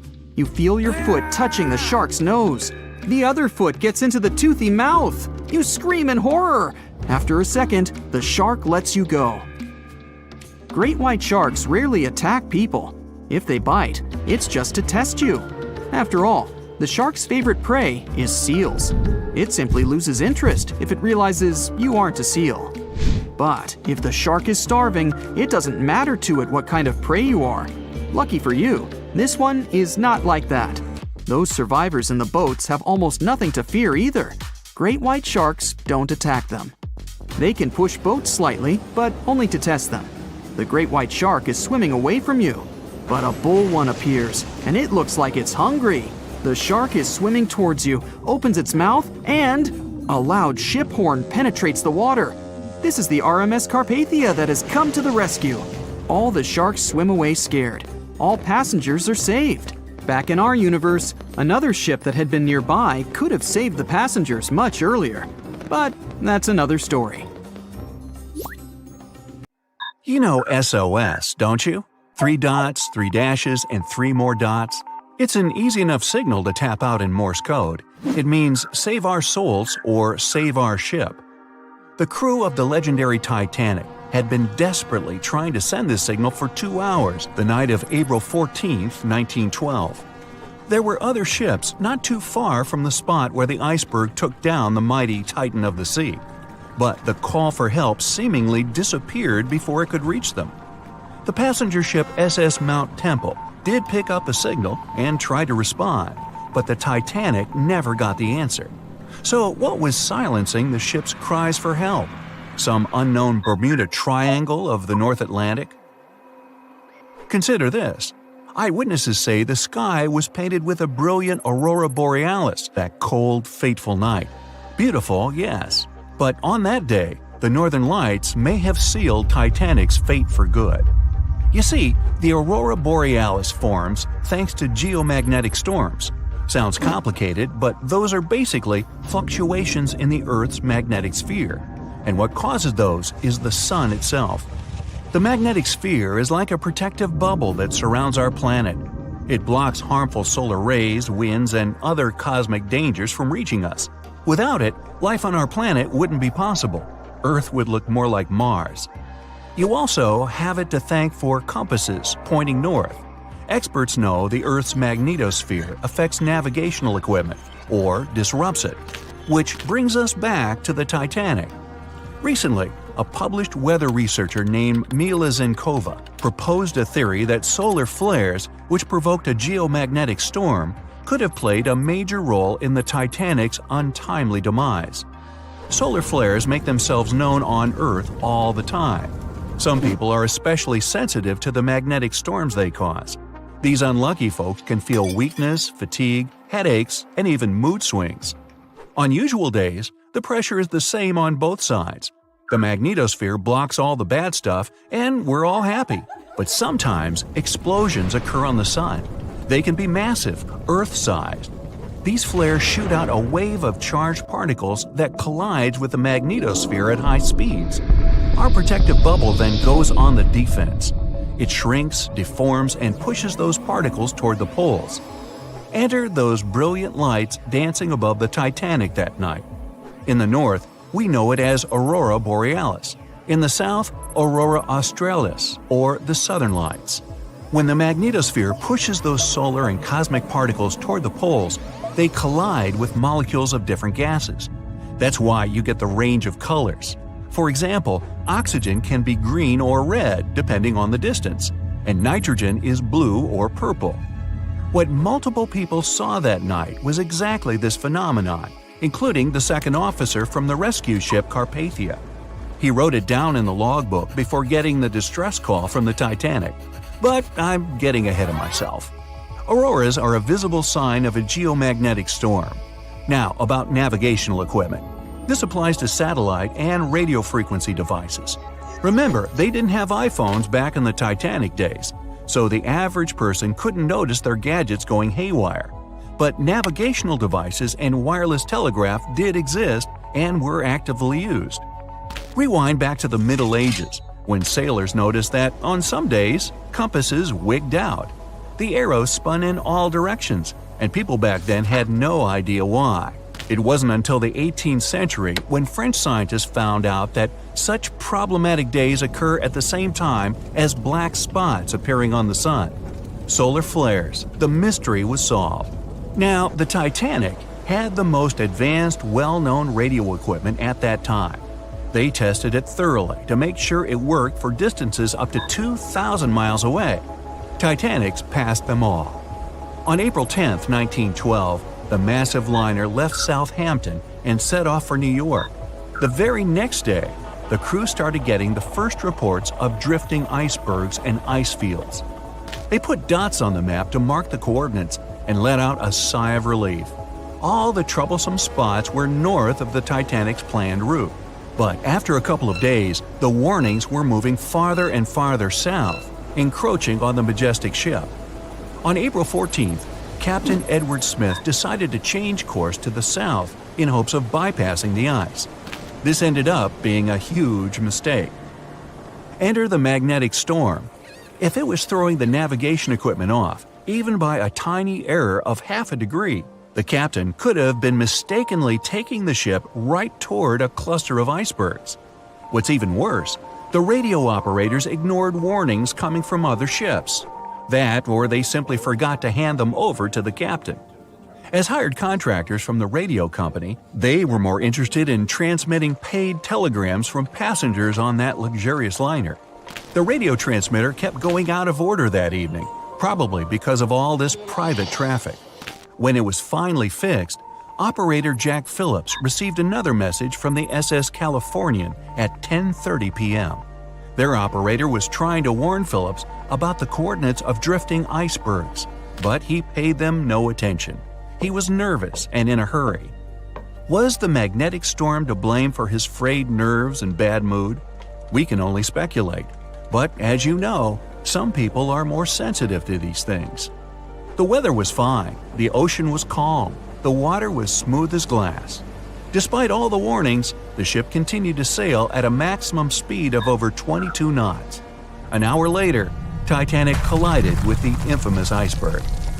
On April 15th at 12:14 a.m., in the middle of the night, Titanic's operators started to transmit the first emergency signals. The SS Californian was sailing just 20 miles from the Titanic. They could have easily come to a quick rescue. But 10 minutes before the disaster, the Californian's radio operator had gone to bed. He was the only one who understood Morse code on the ship. According to this new theory, the magnetic anomalies possibly blocked Titanic's messages to other ships. For example, the steamer SS La Providence didn't receive any signals from the sinking ship at all. Yet they were still getting transmissions from another giant, the Olympic, which was 500 miles from the Titanic. That night, the signals were acting strange. They simply got lost somewhere in space, or they were like a jumbled riddle, impossible to solve. The SS Mount Temple did get a message and rushed to Titanic's aid. But as fate would have it, the rescue ship got stuck in ice. She did arrive at Titanic's last known coordinates, but the luxury liner was nowhere to be seen. So were the coordinates accurate at all? The steamer Carpathia was about 60 miles away. At 12:30, their radio operator told the Titanic's crew they were rushing to help. The ship famous for coming to the aid, Carpathia, was going full steam ahead. But here's the odd part. At first, they headed to the wrong spot. The magnetic storm could have thrown its equipment off. Good news is the steamer did end up reaching the right place when they saw the lifeboats full of passengers. Interestingly, once she reached land, the Carpathia didn't have any problems with her equipment. The blackout happened just around the wreckage site. The following investigation blamed radio amateurs for blocking signals. We now might know otherwise. Zinkova explains that at that time, they didn't know exactly how and to what extent the sun influences the Earth.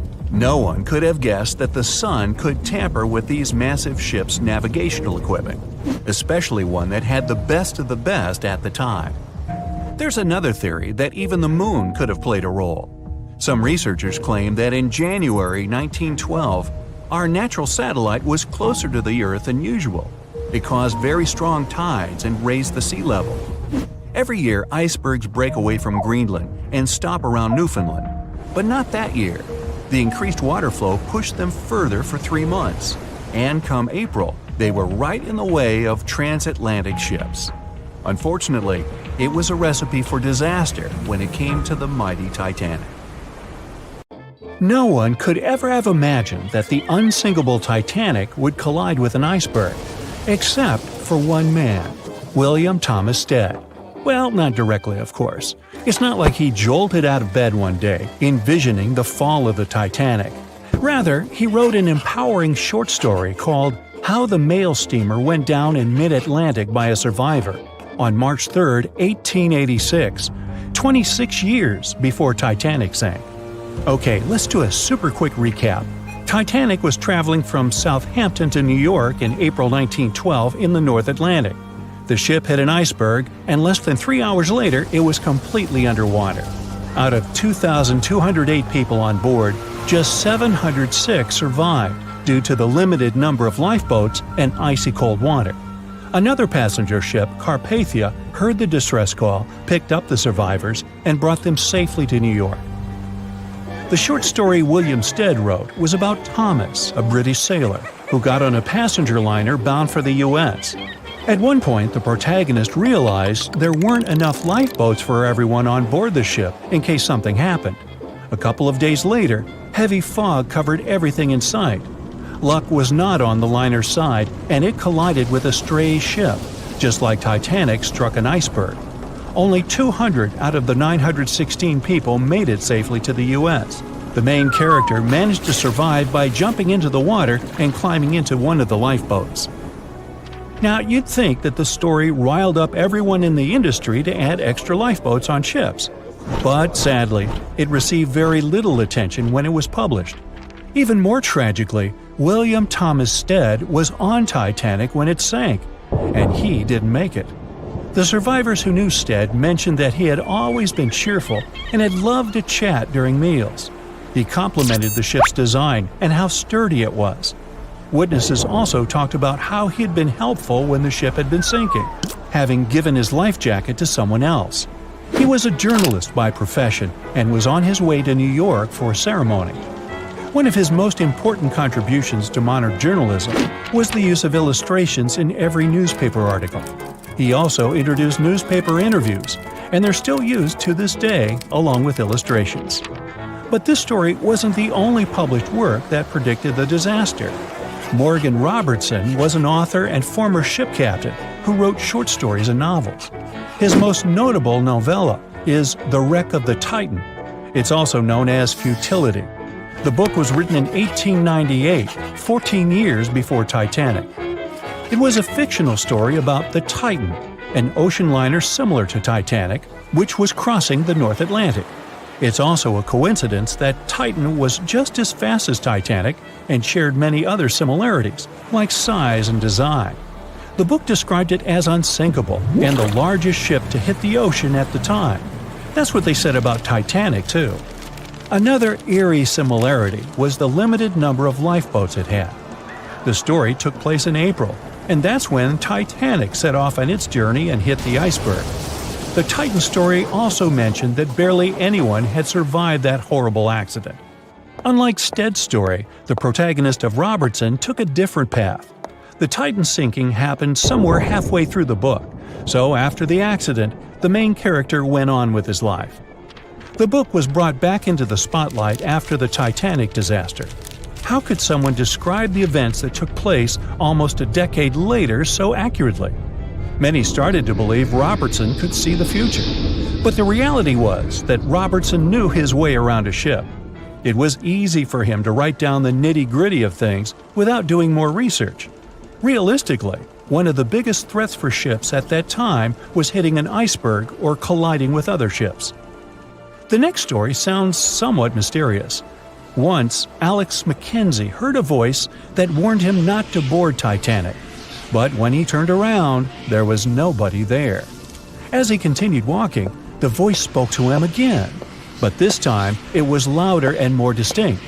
He took the warning seriously and decided to cancel the trip and go back to Glasgow, Scotland, his hometown. His grandparents weren't too happy to find him back home instead of on Titanic. After all, the ticket was very expensive. That disappointment very soon disappeared when they heard that the ship had struck an iceberg. John Coffey was a member of the crew of Titanic, but he decided to ditch the ride when the ship stopped at his hometown in Queenstown, Ireland. His inner voice told him to get off the liner, and he did. He was only 23 at the time, and for someone his age, it could be a major career boost and an opportunity to grow. Despite the horrible tragedy, the guy signed to work with the RMS Mauritania just months after the Titanic sinking. Talk about commitment. Some added info was revealed about what may have contributed to the fall of Titanic. The constructors insisted that the ship was unsinkable, but many people later theorized that the vessel's steel plates had been too frail for the freezing Atlantic water. It may have caused the rivets to pop, allowing ocean water to seep inside. Another theory is that there may have been a fire in the hull of the Titanic that had been raging for 3 weeks before the voyage. The fire softened the steel, allowing the iceberg to cut through it like a hot knife through butter. Some pictures before the ship set off on its journey show black marks on the hull, which could have been caused by fire. Either way, the iceberg would have caused significant damage in any case, no matter if there was a fire or not. Some people also blame those who designed the Titanic. The ship was built with large joints at the bottom, which probably snapped easily during the collision. Of course, these are all theories, but we know for a fact that the iceberg was the main character of this drama, and that the works of Stead and Robertson should have been taken seriously. Either way, this should be a lesson for the future, helping to prevent similar tragic accidents. By the way, ocean liners and passenger ships wouldn't exist if it hadn't been for Thomas Newcomen. In 1712, he invented a steam engine that was so strong it could produce enough energy to power a ship. And a century later, in 1819, the first steamship traveled across the Atlantic Ocean to Liverpool, UK. It only took the vessel 29 days to cross the ocean. The passenger ship industry boomed in the early 1900s when it became easier for people to move to America or go on holidays. As decades rolled by, the use of aircraft stole the spotlight from passenger ships, since planes were faster and more efficient. Nowadays, it's quite rare for a passenger ship to collide with anything in open water. Modern technologies can detect anything that can pose a threat and even predict stormy weather. Cruise ships these days are giants compared to the vessels of Titanic's era. Modern ships can carry almost twice the number of passengers and have amenities folks back then could only dream of. Most cruise ships these days have several restaurants to choose from, multiple swimming pools, and game rooms to catch a break. If you're in the mood for some fun, you can watch live performances. Don't forget about the helicopter pad, because why not? Don't worry if you start feeling unwell. The in-house doctors are always there to help any passenger in need. And these ships are only going to get bigger. Putting Titanic and a modern cruise ship side by side is like comparing a Corgi to a Doberman. Back then, Titanic was the biggest and most cutting-edge vessel anyone could dream of. So, who knows what the future of cruise ships can hold? We might even have entire cities floating around. That would be a really big boat. It was the biggest ship ever built in its time, and it was supposed to be unsinkable. But within days of steaming out on its first voyage in 1912, the Titanic was gone beneath the relentless waves of the North Atlantic Ocean. And of its more than 2,200 passengers and crew, only 706 survived that dreadful night. Would a smaller ship have fared any better in the same situation? Did the size of the iceberg truly matter in the end? Was it a mistake for the ship to change course at the last minute as it tried to avoid impact? These are three questions that have people pondering, what if? We do know that Titanic was considered an engineering marvel in its day. Designed by Thomas Andrews for the British shipping company White Star Line, it was just over 880 feet long and 175 feet tall. Built with abundant space for 840 staterooms, a swimming pool, a squash court, a gym, and 2 dining rooms. But it was below deck that one of its most impressive new features could be found. Titanic's hull was divided into 16 compartments designed to be watertight. Up to 4 of these compartments could take on water in the event of a breach, with the remaining 12 helping to keep the damaged ship afloat. It was thanks to these compartments that the ship was regarded as unsinkable. Rumor has it that Philip Frank, White Star Line's vice president, even declared, "There is no danger that Titanic will sink. The boat is unsinkable, and nothing but inconvenience will be suffered by the passengers." On April 14, 1912, that proved to be mistaken when Titanic struck an iceberg. As ice ripped along the ship's hull, several of those watertight compartments ruptured. It took only 2.5 hours for Titanic to sink.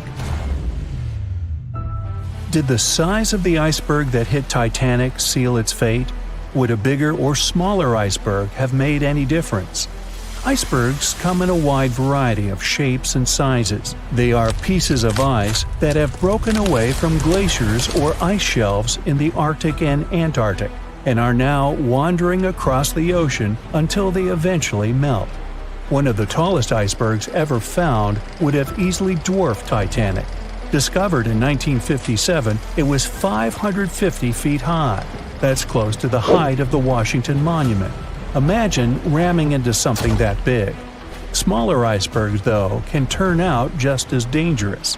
Some are the size of houses and called bergy bits. Others, closer to the size of a car, are called growlers. These can be much harder for ships and boats to locate, making them more difficult to avoid. And though smaller, they can produce a lot of damage when hit. It's also critical to recall that icebergs are always bigger than they seem, with the majority of their mass lurking below the ocean surface. In fact, over 80% of an iceberg's volume is underwater. Most of its sharp, jagged edges cannot be seen. Roam too close, and you risk damaging your ship's hull. Because Titanic had little notice of its impending doom, a smaller iceberg, struck at the same angle, could still have been enough to bring that mighty ship down. Now, it's possible that had the iceberg been larger, it would have been spotted sooner. Titanic might have had time to alter course and avoid the impact. But missing that one iceberg would not have guaranteed Titanic's safety. It was traveling in a dangerous stretch of the Atlantic called Iceberg Alley. It's located 250 miles east and southeast of Newfoundland, Canada. Behind one iceberg, there could be another, and another after that.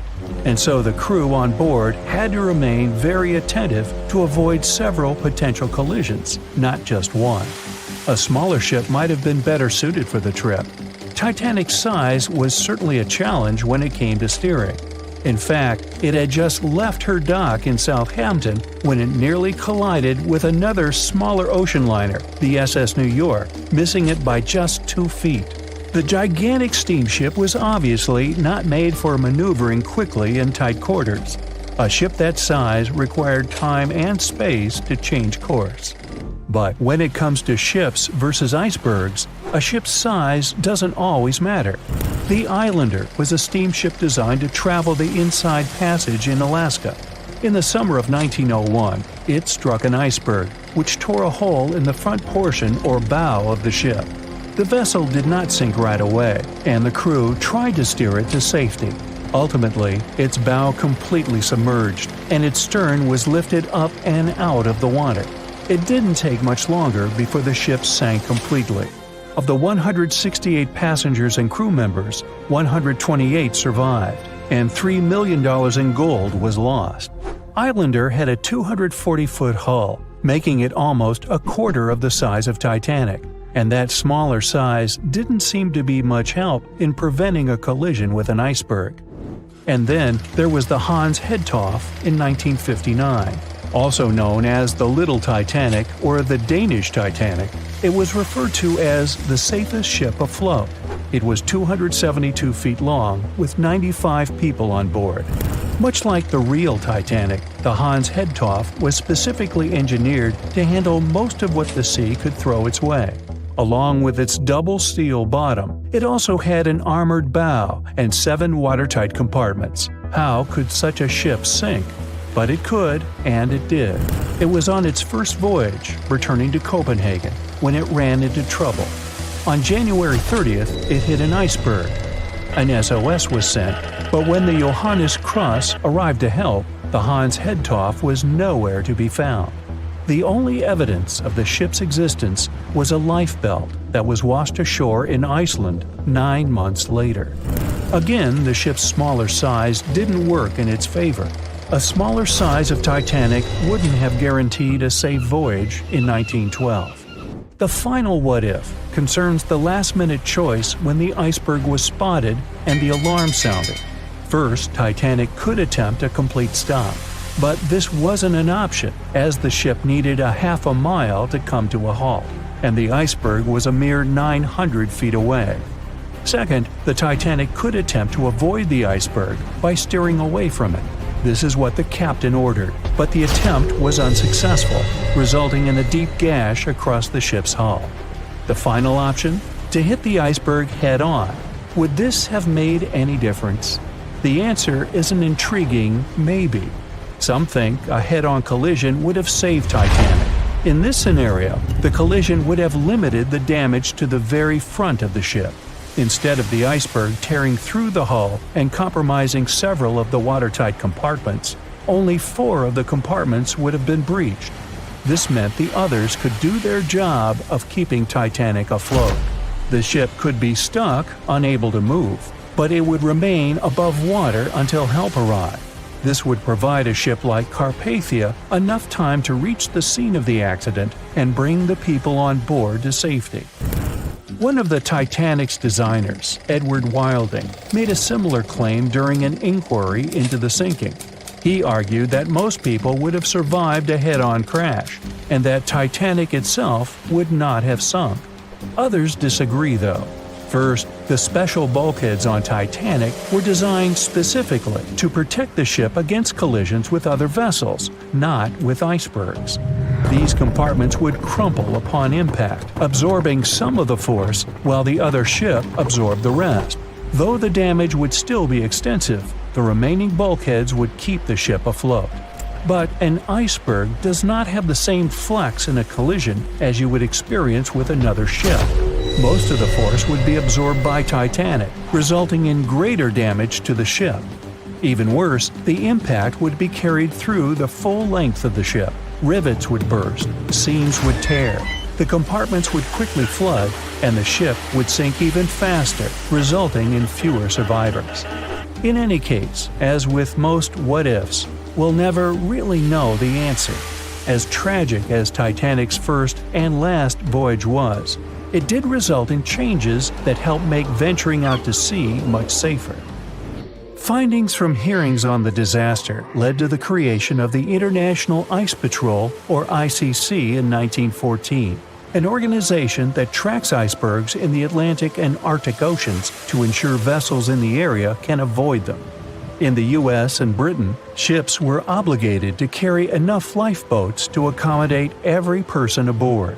Regular lifeboat drills were made mandatory. And finally, the bulkheads on ships were made higher to keep water out, and bottoms were stretched to create double hulls, helping make the compartments truly waterproof. There's no denying that Titanic was a terrible tragedy, but the lessons learned from that night to remember has helped prevent many more. April 14, 1912. The dark night was filled with horrible sounds of a giant metal vessel breaking into two. The largest ship of that time collided with an iceberg that was on its way. The Titanic, one of the biggest stories of the 20th century that people still talk about. The starboard side of the giant vessel brushed up against the iceberg. It was 11:40 p.m. when things started going wrong. This iceberg caused enough damage for at least 5 watertight compartments in the hull to start filling with water. The crew immediately began a brief investigation to see if they could do anything and fix things. They had no one to rely on, all alone in the darkness of the cold night, far away from the land. The North Atlantic Ocean, around 400 miles south of Newfoundland, Canada. They needed time to figure out how to bring people to safety. They had some time, true, but not enough. If you watched the movie, you know the ship didn't plunge immediately after the icy doom had happened. The whole process lasted a good 2 hours and 40 minutes. But the situation was hard. There were 2,200 people to take care of, including crew and passengers, and things happening on the ship were chaotic. The chief designer, Thomas Andrews, soon realized they wouldn't be able to stay afloat. By midnight, the entire crew had begun preparing the lifeboats for launch. They had 20 boats with space for only 1,178 people, which was just a bit more than 50% of the people on board. The order was to get women and children to safety first. Crewmen were there to row and guide the boats. The scene over the next 2 hours gradually started escalating. The crew members had a task to wake up passengers and warn them something bad was happening. They wanted to place them into a fleet of lifeboats as soon as possible. At 12:15 a.m., some crew members sent out a distress signal. A steamship called Frankfurt was among the first ones that received the message and responded, but they were about 170 nautical miles away. Some other ships also got the message and offered their assistance, but sadly, they were too far away as well. At 12:20 a.m., the Cunard liner Carpathia got a distress signal from the Titanic and changed its course right away. They were 58 miles away at the time, and it would take them more than 3 hours to get there. 20 minutes later, the crew was lowering the first lifeboat. It was carrying only 27 passengers, although it had room for 65. Many of the lifeboats that were launched first were well below capacity. Crew members were worried, thinking the Davids wouldn't be able to hold a fully loaded lifeboat. And in the beginning, many passengers were just too afraid to leave the ship. They still thought Titanic was unsinkable and couldn't imagine the scenario that was going to happen 1 to 2 hours later. The crew was firing the first of 8 distress rockets, unsuccessful, No one was close enough to help. By 1:20 a.m., they lowered 10 lifeboats. Number 8 had only 28 people in it. One of the passengers on the number 10 was 9-week-old Melvina Dean. She would later become the last survivor who lived until 2009 and turned 97. It was 2 a.m. already. 3 of the collapsible boats were the only lifeboats that remained on the ship. The bow of the vessel had sunk low and had tipped far under the surface. People around it could now clearly see stern propellers above the water. Crew members were lowering collapsible lifeboat D from the roof of the officers' quarters with over 20 passengers in it. As the ship's bow went under, the water was washing collapsible A from the deck. Those 20 people were struggling because their boat was partly filled with water. As crew members were trying to release collapsible B, it fell. Before they righted it, the water swept it off the ship. 30 passengers still managed to find safety on the overturned lifeboat. At 2:17 a.m., the ship's wireless operator decided to transmit one last distress call. A minute later, the light on the ship finally went out. Titanic and all left on board plunged into darkness. The bow continued to sink, and the stern was rising higher above the surface, which placed great strain on the midsection. Horrible sounds were filling the night. Titanic, this massive, legendary ship so many people placed their hopes in and were excited about, broke into two between the third and fourth funnels. Reports would speculate it took about 6 minutes for the bow section to reach the ocean bottom. The stern settled back in the water before it rose again into a vertical position. It remained in this situation until it finally disappeared into the ocean. At 2:20 a.m., the stern apparently retained air inside and water pressure crushed it as it went down. The stern landed about 2,000 feet away from the bow. People consider the Titanic the fastest ship in the world. They thought it was unsinkable because 4 of its compartments could be flooded and that still wouldn't cause a critical loss of buoyancy. Its life was problematic since its beginning. While the ship was leaving port, it moved within a couple of feet of the steamer New York. It managed to safely pass by, which was a huge relief for all those worried passengers massed on the ship's decks. Titanic sailed off on the 10th of April. Its first journey was across the highly competitive Atlantic route. On the launch day, the Titanic became the biggest movable object in the history of humankind, 882 feet long, 92 feet wide. Not that big if you compare it with today's ships. The biggest cruise ship in the world today is Royal Caribbean's Symphony of the Seas, which is roughly 5 times the size of Titanic. If you put that ship in a vertical position, it would be nearly as tall as the Empire State Building, which is 1,250 feet without antennas. But Titanic was a huge attraction back in its time. At one moment of their journey, they stopped in France, after which they made another stop in Ireland. Once the final passengers boarded, the massive ship set out at full speed for their final destination, New York City. 4 days after the beginning of its journey, Titanic failed to divert its course from a huge iceberg, the story we all know about. Only 700 people survived, and most of them were women and children. The night was extremely cold, 1 hour and 20 minutes after Titanic had gone down to the bottom of the ocean. Survivors weren't even sure someone was coming to save them. Finally, they saw the light. It was Carpathia coming towards them. They came for the people in the lifeboats. The crew brought them aboard and pulled a handful of other passengers out of the water. Many ships tried to contact Titanic a few hours after it sank. Their messages were never returned. Later, when there was an investigation of what really happened, they discovered the Leyland liner California had been less than 20 miles away when Titanic was sinking. But the crew didn't hear the distress signals coming from Titanic because their radio operator was off duty.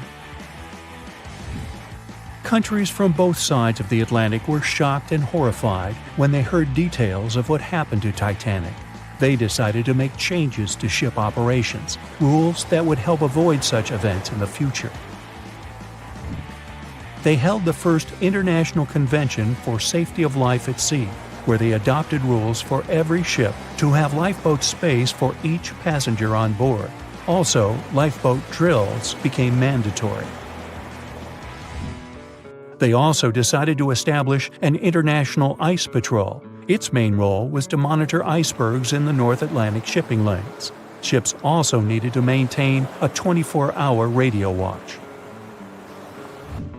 Titanic wasn't built alone. Because of the size of this magnificent ship and all the new equipment it required, it would have been too expensive as a one-off. So the team built the Titanic alongside two sister ships, and both of them had eventful lifetimes.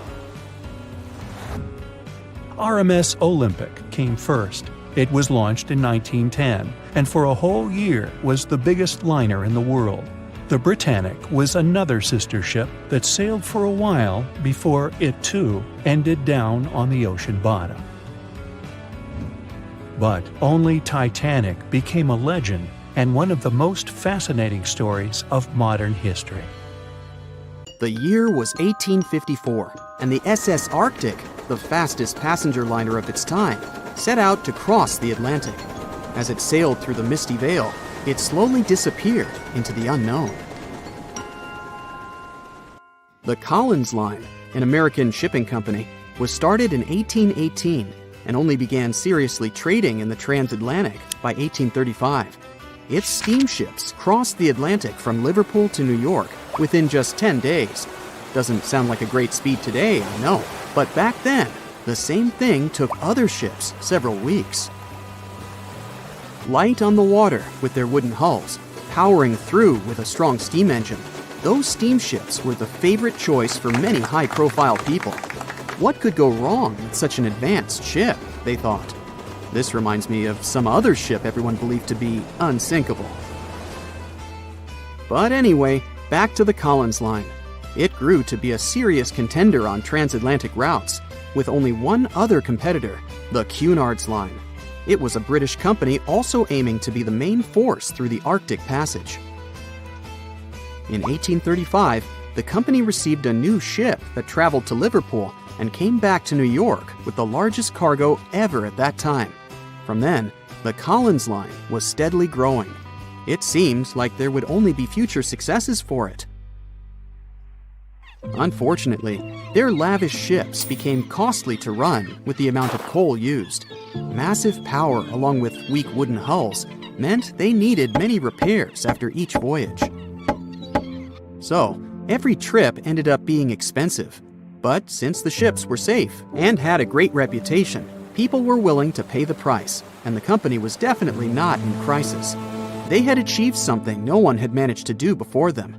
Like I told you, their ships crossed the Atlantic in a whopping 10 days, and Edward Collins, the owner, was very determined to maintain the pace.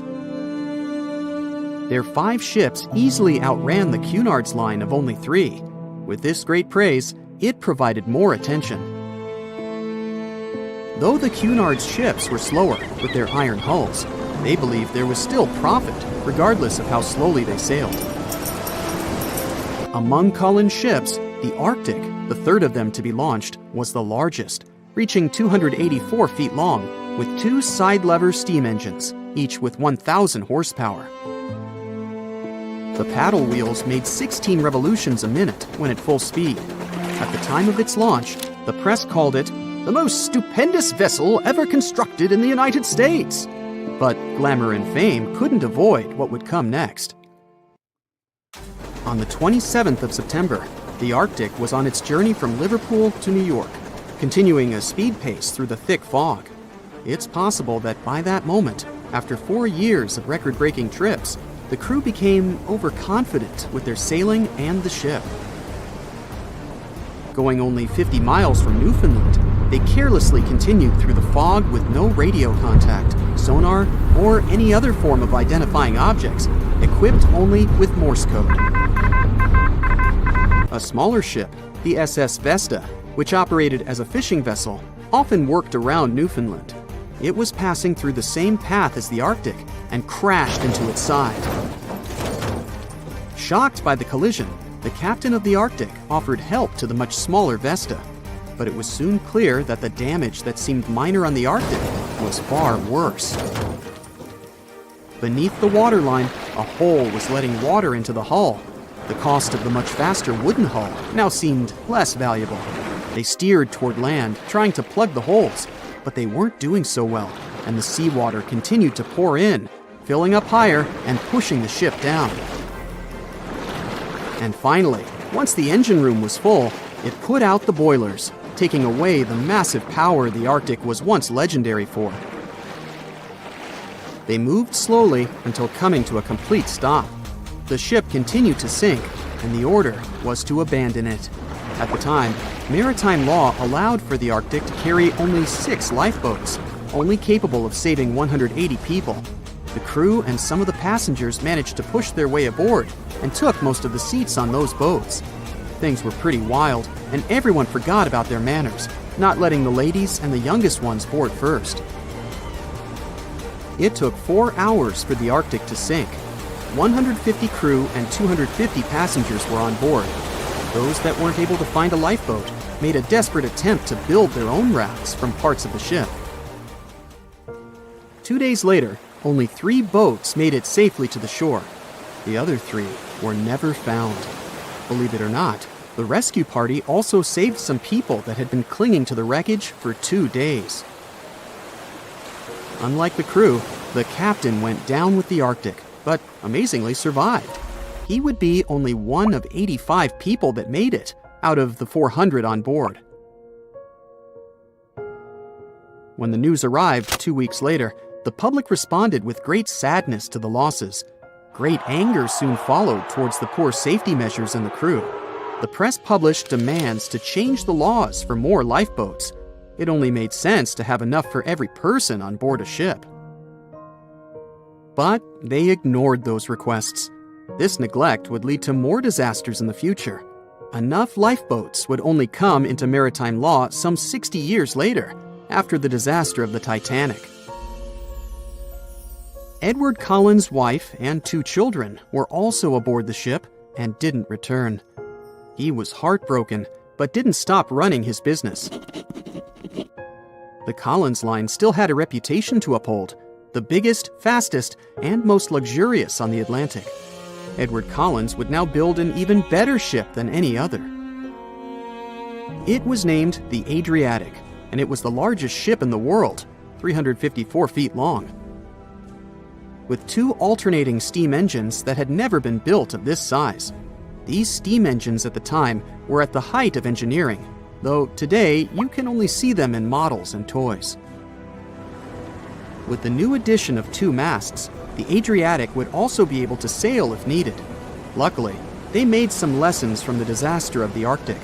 But before their new ship, the Adriatic, was built, another disaster had occurred. The sister ship of the Arctic had also sunk. They believed this second ship was desperate to stay in front of the Cunard's line and hit an iceberg somewhere during the race. This weird contest took the lives of 141 people. The desperation of Collins and his weakly built hulls pushed the company towards bankruptcy in 1858. The newly built Adriatic, costing over $1 million, had only made 1 voyage in the end. And even that voyage was considered a disaster. The ship collided with a tugboat. It still managed to finish its maiden voyage at a suitable time.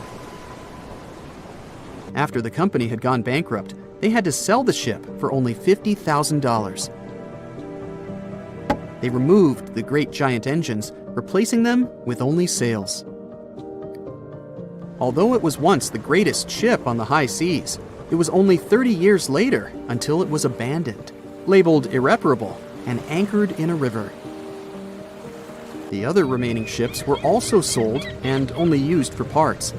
Edward Collins left the industry altogether. seeking work on dry land instead.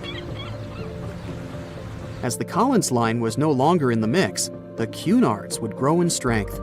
Without competition, they would win the Blue Riband for the next 30 years, and 180 years later, after producing hundreds of ships. They still have a constant presence on the seas as they provide transatlantic crossings, world voyages, and leisure cruises. To this day, the Cunard line is the only one to run ships between Europe and America, and it's great proof that it's not always the fastest that's the best. On April 10, 1912, the RMS Titanic set sail from England. But this wasn't the launch of a regular ship. The Titanic was the largest liner ever built at the time. It was 882 feet long. That's nearly the size of 3 soccer fields. And measured from the hull to the top of the smokestacks, the ship was an impressive 175 feet tall. That's the size of a 17-story building. Deemed unsinkable, it took 3,000 workers almost 3 years to build. But a mere 4 days into its very first voyage, at 11:40 p.m., the ship collided with an iceberg and was lost beneath the waves of the Atlantic Ocean. It took the liner only 2 hours and 40 minutes to sink. And of more than 2,200 passengers and crew members on board, only 706 survived. The wreck would remain lost for another 73 years, hiding its many secrets within the frigid Atlantic waters. And if it wasn't for a man whose whole life had been devoted to exploring the sea, the giant ship might have remained lost for a lot longer. That man was Robert Ballard. As a child, Ballard was obsessed with the ocean. This fascination started when he was just 12 years old. That's when he watched a film adaptation of Jules Verne's science fiction novel, 20,000 Leagues Under the Sea. It had everything to spark a young person's imagination, from adventure and strange creatures to a powerful underwater vehicle called the Nautilus. It could travel anywhere in the world you wanted to go. From that moment, life on dry land was no longer in Ballard's future.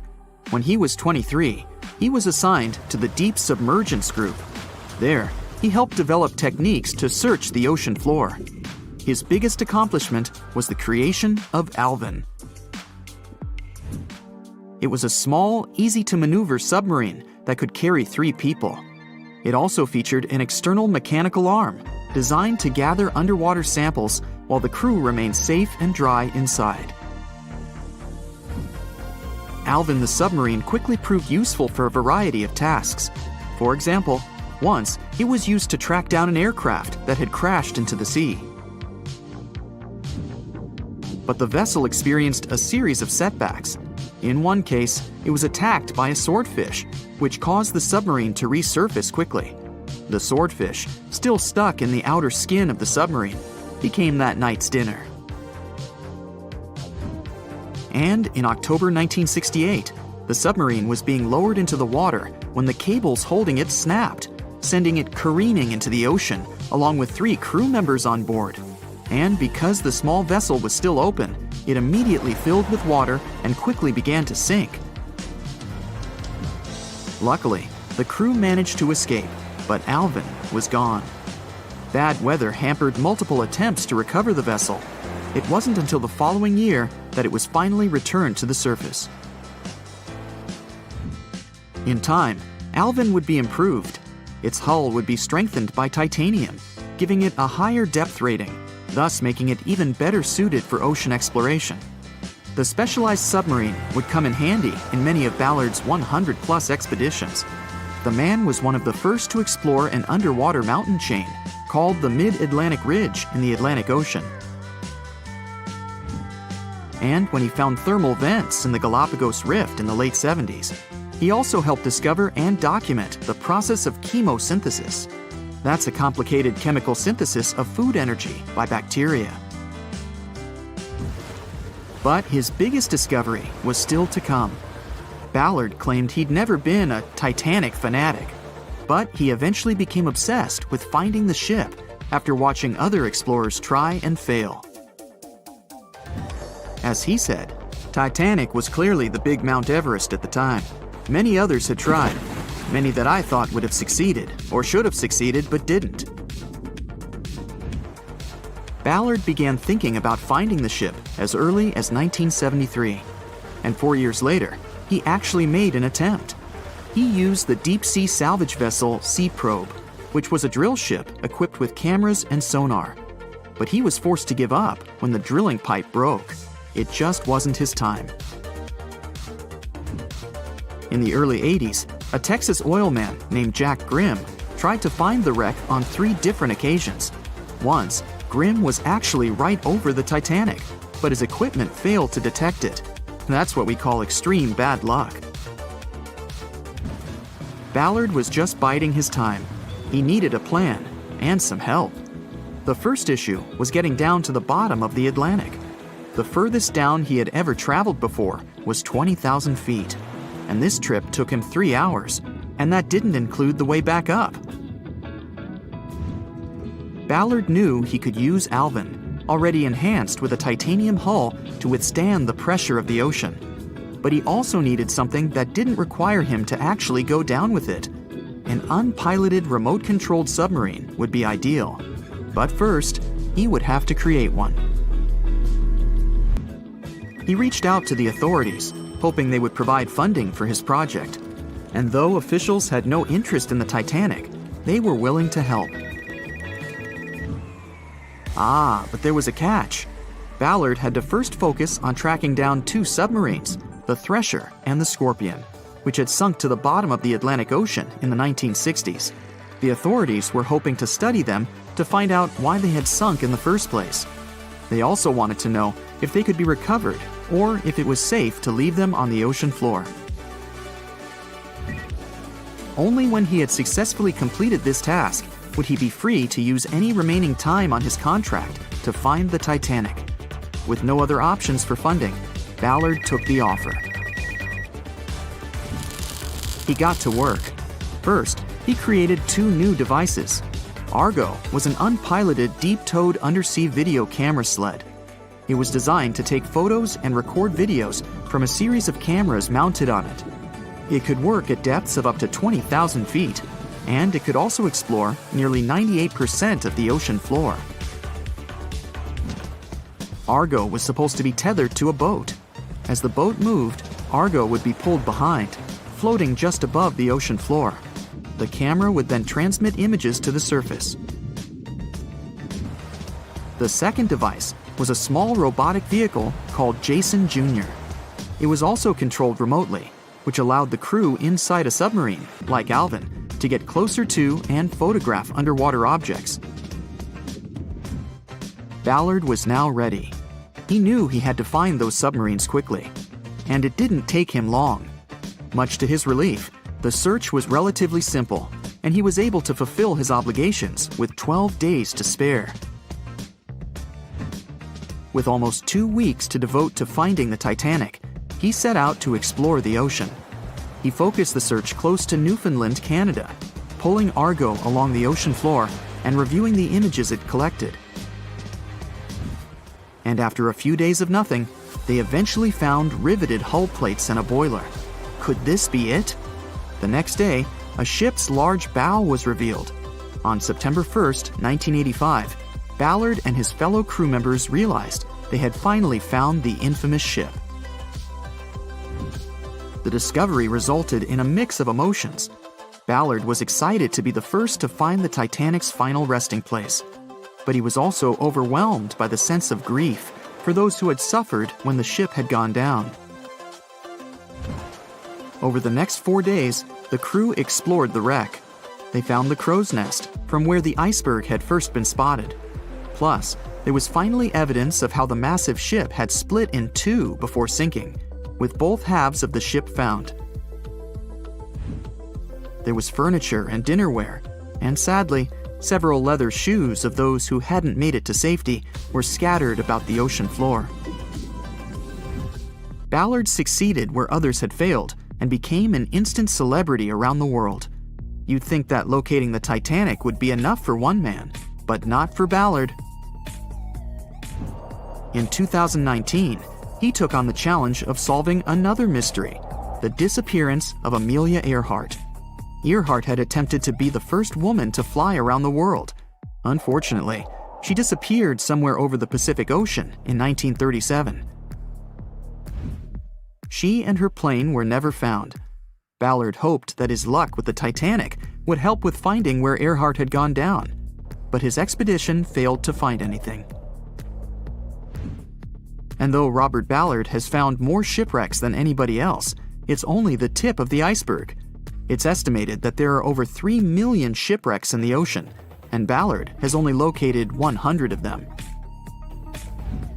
Now, in his late 70s, the man is hoping to encourage young people to continue his work of exploring the ocean and its many mysteries. In 1989, he started the Jason Learning Project to inspire grade school students to pursue science, technology, engineering, and math.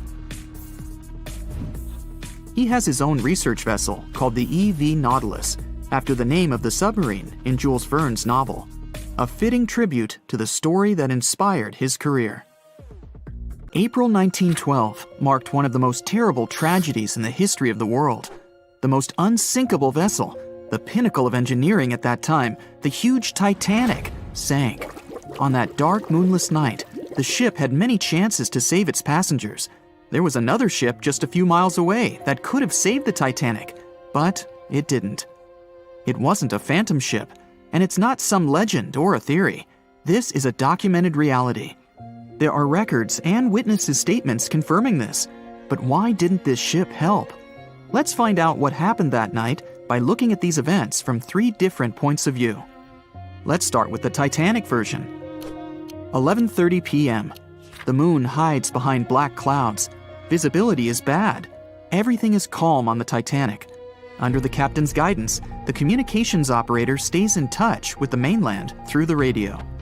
At this moment, some stranger breaks into the frequency, interrupting the operator's communication. It's unclear what this strange man wants and what he's talking about. The operator doesn't try to figure it out. He shouts at the guy, demanding him to disconnect. The connection is interrupted. At 11:40 p.m., the Titanic crashes into an iceberg. The ice breaks the hull. Water begins to flood the lower decks. Nobody is panicking yet. 20 minutes later, at midnight, the ship's crew sends a distress signal through the radio frequency. Few people understand how bad the situation really is. After 20 minutes, at 12:20 a.m., they start lowering lifeboats with passengers. At 12:25 a.m., they receive a response to the distress signal. This is RMS Carpathia. Their captain reports they're already sailing at maximum speed towards the Titanic. But the problem is that the crash site is 58 miles away. This means Carpathia will only be here in 4 hours. At 12:45 a.m., the sinking ship's crew release rockets into the air. These flares are one of the main reasons for the terrible fate of many passengers, but more on that later. 90 minutes later, the Titanic's deck breaks and the ship dives underwater. At 4:10 a.m., the Carpathia finally arrives at the shipwreck location. The crew members make heroic efforts to save all the people. They take 705 survivors on board. At this moment, another ship appears. It's SS Californian. The Carpathia sails towards the New York coast with all the people. The Californian floats in search of passengers and finds nothing but wreckage. The ship was only a few miles away while the Titanic sank into the icy water. The Californian could have saved these people, but did nothing. Its captain, Stanley Lord, made one of the most terrible acts that a sailor can allow. He didn't help a sinking ship. When the world found out about all this, they detested Captain Lord. They couldn't bring charges against him, and the trial didn't punish him. But his career was ruined entirely, as no other ship company would hire him. Despite this, he never confessed he had been guilty. Before he passed away, the captain said it hadn't been his fault. If this was true, then what happened there? This brings us to the Californian version. It's the night of April 14th. The Californian is sailing in the cold waters of the North Atlantic. The ship gets into a section with a lot of icebergs. At 10:10 p.m., Captain Lord stops the ship. It's too dangerous to move around this area, as they can damage the hull. At 11 p.m., the ship starts drifting. It's impossible to move in such conditions with such poor visibility. The captain knows that the Titanic is coming here, so he orders the radio operator to warn the ship about the danger. Radio operator Evans turns on the receiver and tries to contact the Titanic. He spends about 30 minutes on it. The connection is finally established. At this moment, the Titanic radio operator is speaking with the mainland. Evans interrupts this conversation and tries to warn the ship about icebergs. The operator doesn't understand Evans' words. He's annoyed because Evans broke into the channel so brazenly. He shouts at Evans and cuts the connection. Tired, Evans turns off the receiver and informs his superiors about the incident. It's still a mystery how the captain reacted to this news. He probably thought the Titanic knew about the danger. He lets Evans go to bed. If Evans hadn't turned off the radio and waited 1 hour, he would have heard a distress signal from the Titanic. But you shouldn't blame him. At this point, he has no official reason to stay at the transmitter. Evans is too exhausted and can't fight drowsiness. So, Evans goes to bed. The Titanic begins to sink. Its captain sends a distress signal. The operator on board the Carpathia catches it, but the Californian doesn't, since the receiver is turned off. Captain Lord can't sleep. He feels that something is wrong. Meanwhile, the Titanic is rapidly sinking under the water. The captain gives the order to launch rockets into the air. And here is where one of the critical mistakes takes place. They release warning lights, but they are not red. The crew forgot to take red rockets on board for some reason, so they lit up the sky with a bright white light. If you need to send a distress signal, you need to release red lights. Captain Lord sees these lights, but doesn't perceive them as a cry for help. It can't be that there are no standard red rockets on such a massive ship as the Titanic. But, unfortunately, it can. Captain Lord thinks the Titanic is sailing away. Perhaps there is some unknown reason behind those white lights, but he doesn't really know. So, Captain Lord has no idea that the Titanic is sinking. He still decides to contact the ship, but this time, not through radio communication. Captain Lord doesn't wake up the radio operator and sends a signal to the Titanic through a signal lamp. It's important to understand that many old-school captains didn't take radio communication seriously. They didn't understand the value of this technology. That's why Captain Lord doesn't wake up Evans. He sends light signals, but the Titanic doesn't respond. Many survivors later mentioned seeing the flashing lights of the Californian, but there was nothing they could have done. The ship's crew doesn't hear their cries for help. At 2:20 a.m., the Titanic completely goes underwater. A little more than 2 hours later, radio operator Evans wakes up and turns the transmitter on. He hears many rescuers talking about the sunken ship. Evans understands everything. He reports this to the captain. At that moment, the Californian immediately heads to the wreck site. They meet Carpathia there. With the survivors on board, it sails towards New York. The Californian stays sailing and looking for people. They find nothing but wreckage. The Californian returns to the mainland. The news about the ship that could have saved the Titanic is spreading all over the country. The trial begins. Captain Stanley Lord and the crew tell their version. They say their ship had been standing still. Many people don't believe them, and some of the surviving passengers claim to have seen the Californian sailing by. Still, the judge declares them innocent. 1962. Captain Stanley Lord is a very old man. He calls a notary to confess something. The captain makes his last remark about this case. He swears he's not guilty. But if it wasn't the Californian sailing past the Titanic at that moment, then what? The Samson theory could answer that question for us. The sealing ship Samson is sailing in the cold waters of the North Atlantic. The crew aren't sleeping. They carefully study the surroundings, but not because they're afraid of icebergs. They're scared of meeting with the U.S. Coast Guard. The Samson ship's crew catch seals, which is illegal. At 12:45 a.m., Samson's captain sees white signal rockets. The team is sure it's the Coast Guard. They turn off the lights and sail away. It's dark, so they don't notice the sinking Titanic. They return to the coast of Iceland and hear about the disaster. They realize they have abandoned the drowning passengers.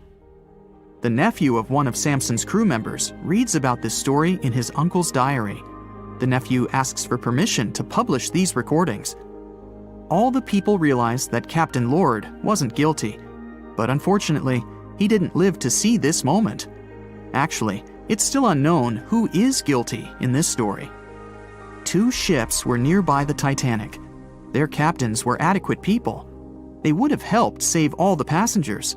Their fault was that they couldn't understand what the Titanic wanted on that dark night. Someone forgot to put red flares in the box. This small but fatal detail was one of the leading causes of the tragedy. So in 2017, over 25 million people boarded cruise ships all over the world. Now, if you're keeping count, that's more than the total population of Greece. It's become America's favorite choice when it comes to going on vacation. It's easy to see why hopping aboard a cruise ship becomes more popular each year. Heading out on a cruise is also coming back in style with newer generations. 2/3 of Gen Y and millennials say that cruising is their new preferred type of vacation. How's that? Well, let's see. It's easy to plan in advance. On board, you can find activities for all family members, and you get a chance to visit several different destinations in one trip. An added bonus of booking a cruise? You can sample various places for a future time off. The entertainment on board is often top-notch, providing passengers with an added taste of luxury. And the amenities and accommodations are generally very reliable. Not to mention that it gives tourists that feeling of actually getting away from everything that people strive for while out of the office. Royal Caribbean International is one of the largest cruise lines in the world, with just over 19% of the cruise market as of 2018. Its current fleet is divided into many different classes of ships, including the Voyager class, Radiance, and Quantum. The latest addition to the Royal Caribbean International's impressive fleet was built in 2018. Wonder of the Seas is now the largest cruise ship in the world. Since this spectacular liner has just had her maiden voyage in March 2022, let's look at some of the incredible perks it has to offer its passengers. For starters, the boat is so big that it had to be split into neighborhoods. Well, it figures since Wonder of the Seas can accommodate almost 7,000 passengers. Fond of New York? Well, no worries. Wonder of the Seas has a central park of its own, with an estimated 10,000 plants to check out. The ship's central park is a feature of all Oasis-class ships, being one of the so-called neighborhoods. Let's look at some other areas, shall we? Like this boardwalk, a place that includes an arcade, a candy store, and a sports bar. It's best suited for long walks. There's a pool and sports zone on Wonder of the Sea. These areas feature the ship's numerous pools and hot tubs. There are many activities to check out on the sports court. Then there's the Royal Promenade, or Promenade if you prefer. That's the main road on Wonder of the Seas, with bars, lounges, and places to grab a cup of coffee, or a luxurious latte. The entertainment neighborhood is the focal point for leisure activities on the ship. Here, guests can find a comedy club, an ice skating rink, and even a theater. The spa and fitness area is a tranquil zone with a huge array of treatments available. The fitness center is free of charge, by the way, so there's no excuse for guests to skip a leg day. An extra 8th zone was added to Wonder of the Seas. It's called the Suite Neighborhood. This is an exclusive area designed for guests staying in the suites. Oh, now I get it. It's located at the top of the ship. Guests here have designated staff members called Royal Genies. Yeah, if you rub a lamp in your suite, they appear. Nah, not really. The genies are similar to butlers. They can cater to just a few cabins. Of course, the cruise line wants to divert other guests from asking these crew members various questions and taking their time. That's why the genies don't wear name tags in public areas. As for its itinerary, Wonder of the Seas was initially supposed to be homeported in China, but Royal Caribbean decided to move the liner to the United States. In March 2022, the ship started its journey with 7-night Eastern and Western Caribbean itineraries.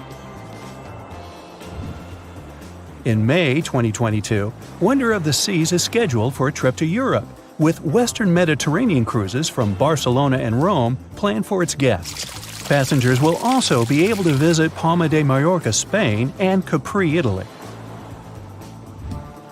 When the summer season is over, Wonder of the Seas is scheduled to return to Florida to offer year-round sailing starting November 2022. And by the way, there is no truth to the rumor that a special cruise only for highly allergic and hay fever sufferers will be called the Wonder of the Sneeze. Nope, not at all.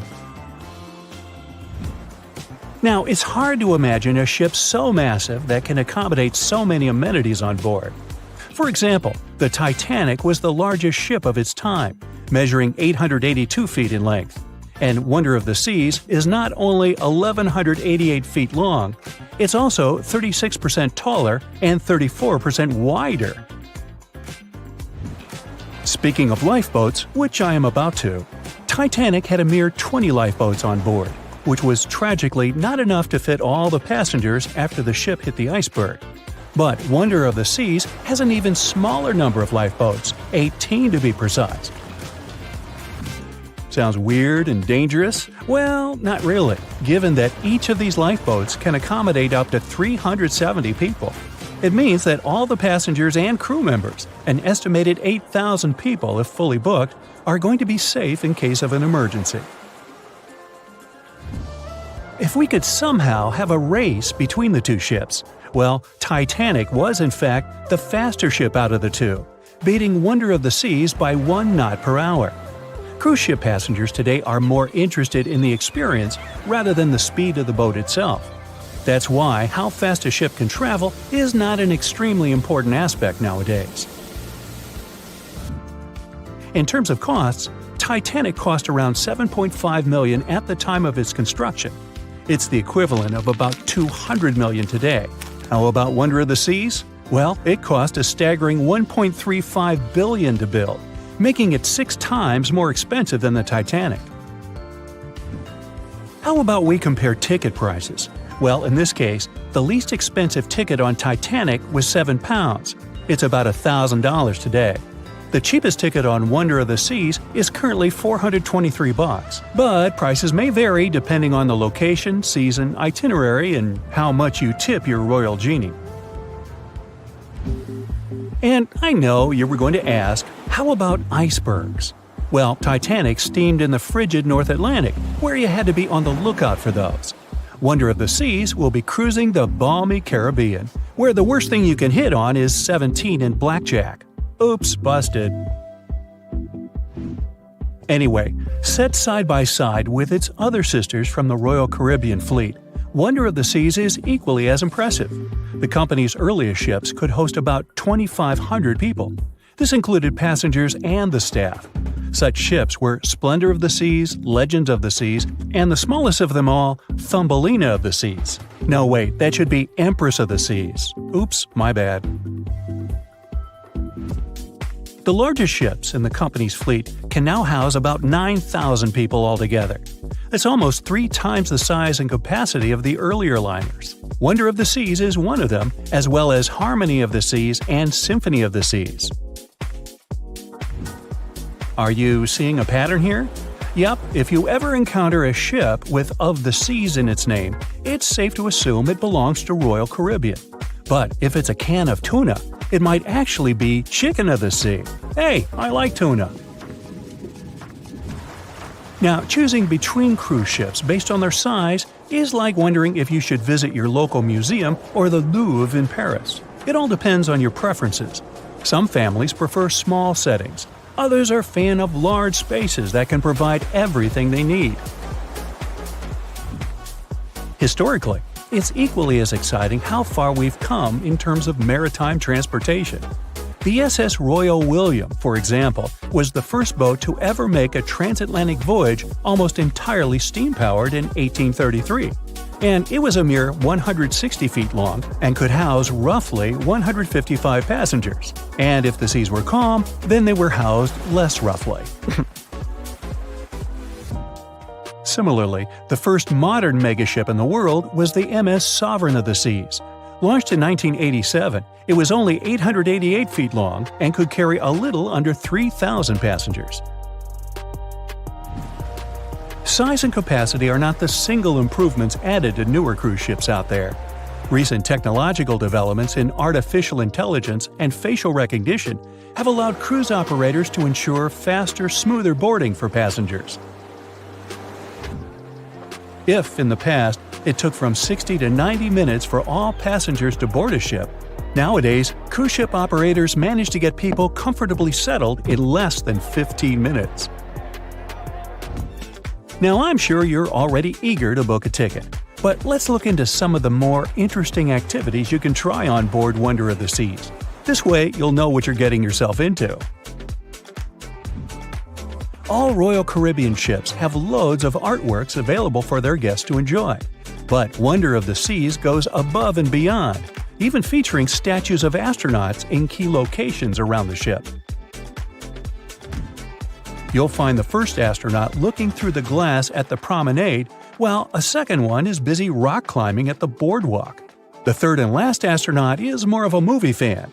This statue can be found near the movie screen sitting area. Going astronaut sightseeing is proving to be quite the experience among guests. In the areas with no access to sunlight, Wonder of the Seas features virtual balconies. In case of bad weather, guests can still have a feeling of the outdoors, but without having to hide from wind or rain. Teenagers have a place of their own reserved on the ship. There's a special club with a private hot tub, selfie area, games, and comfortable seating. The inside part of this club features a vending machine, an interesting collection of literature, and tables for foosball. Well, sign me up. Meet Arthur John Priest. No, he isn't famous for being a painter or for discovering some long-lost treasure. He didn't invent some cool gadget or break any world records. No, Arthur John Priest is famous simply for being unsinkable.